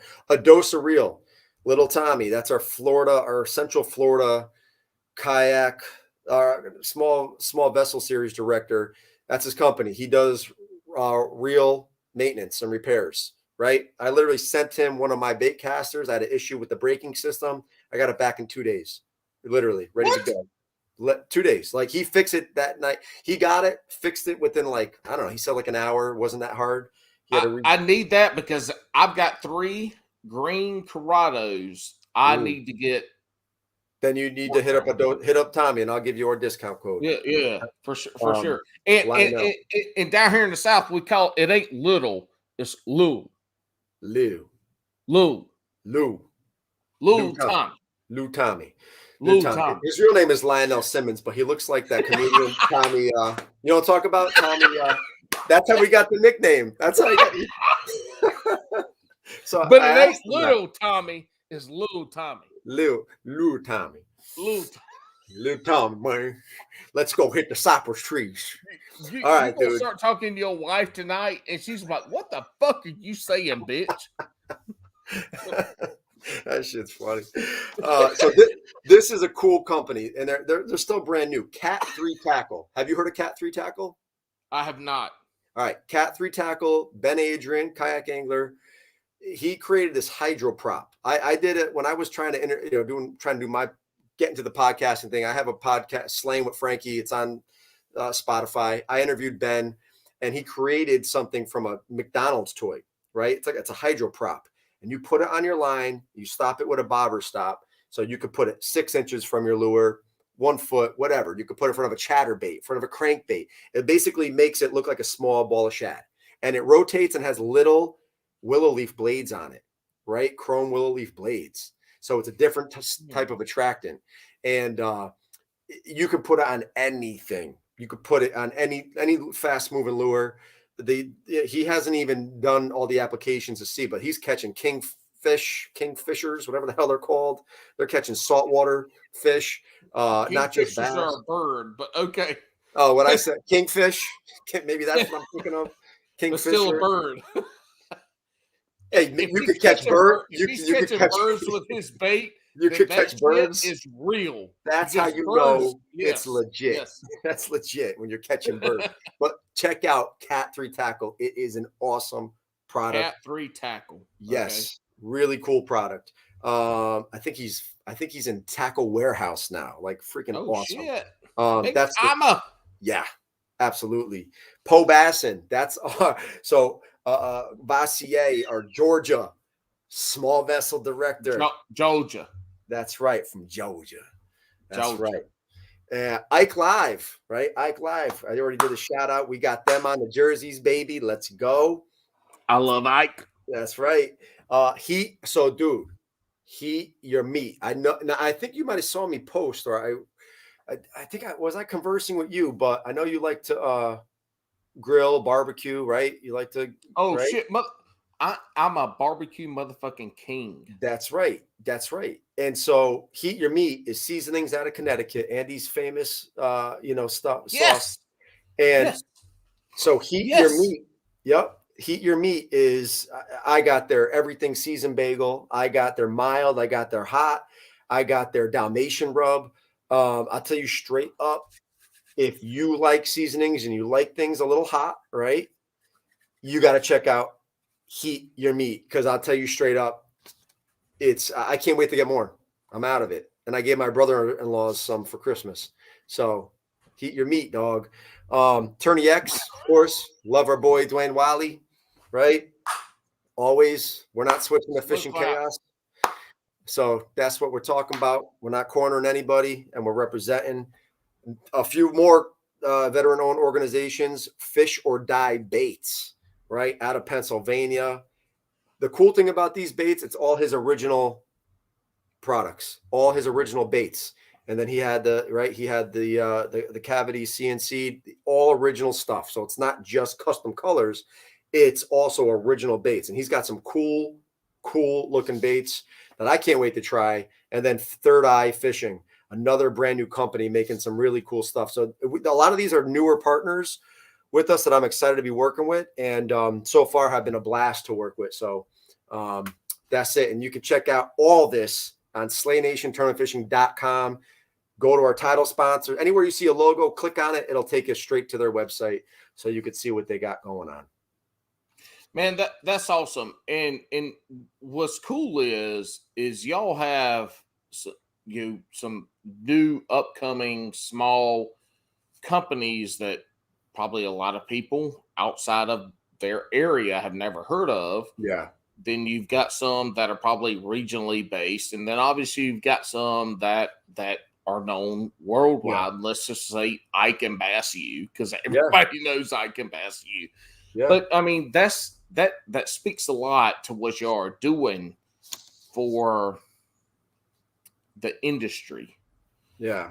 That Well, you've got some of the names that you've got in there. And, well, we've got some of these folks associated with some of these companies are coming on as future guests. Yeah.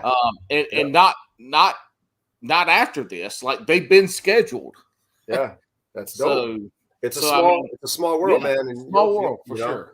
Well, I'm watching all your guests in past episodes. I'm like, holy shit, this guy's got some really good guests. Like, when Matt Pangrat, who, BTL, not everybody knows who BTL is. There's people out there that think they're fish heads. And I'm like, how do you not know Bass Talk Live and Mark Jeffries? How do you think Ike Live Show got started? Mark Jeffries. How do you think live coverage that's true too. Of professional fishing got started was Mark Jeffries. Yeah, absolutely. And that's live fishing. Live fishing started. What happened? Frank, you there? Oh my God. Either Frank went potty or we lost him.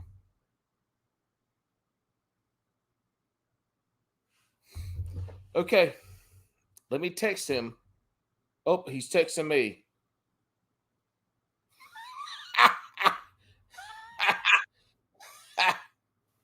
Hold on. Can you hear me? Oh, yes. He's back. It's going to shut off, so we're going to have to wrap it up. All right. Let's hurry it up. So we'll cover this. So y'all listen to everybody Frank talked about. Follow him. Go to Slay Nation to look at the sponsors. Yes. And can I one more thing? We're going to start doing Slay Station. All right. Yes. So what that is, we're going to cover all the tournaments that go on in 2022. So I'm going to record or go live twice a month, covering whatever tournaments happen those 2 weeks prior. And we're going to shout out, right, all the winners, all the lunker, how much they won, bring some guests on like we've done on Slay Nation Live. We'll bring on partners, we'll bring on business owners, we'll bring on the anglers, directors, people in the industry. And we're going to try, that's going to be, go subscribe to our YouTube channel, please, because I haven't touched that. And we have like 10 subscribers or something. Never messed with YouTube, but we got to start building a following on there. And we're really excited for 2022. And Paul, before this thing shuts off, I want to thank you, bro. This was what a crazy episode, man. Not recording the first half hour, talking about giving birth, computer dies. Whatever, dude. This is the adventure. Can you even see me? Where's my camera? No, I can't. We got audio. There we go. How's your computer dying? Motherfucker, you don't got no plug-ins in your damn basement? I don't know. I didn't plug anything in, man. I got the spotlight on me. Look, guys, couple things real quick before we get out of here. Look, check out Jigs and Bigs' latest episode. It's their 2021 finale. Great episode. Check out KBN, Kayak Bass Nation's last episode. Yep. They cover their rankings and a bunch of other shit. Great time. Awesome. Jeff and Ryan. And also, look, thank y'all so much for hanging around with Bass and Brews. We love you. Thank you. And since y'all didn't get to see the intro music, we're going to take it on the outro music. And Frankie, hold on. We're going to do the outro music real quick. And then hold on, I'm going to holler at you. But thank y'all so much. Holler at me, Paul Hills on Instagram. And anyway, we fucking done. It's been a long night. We done.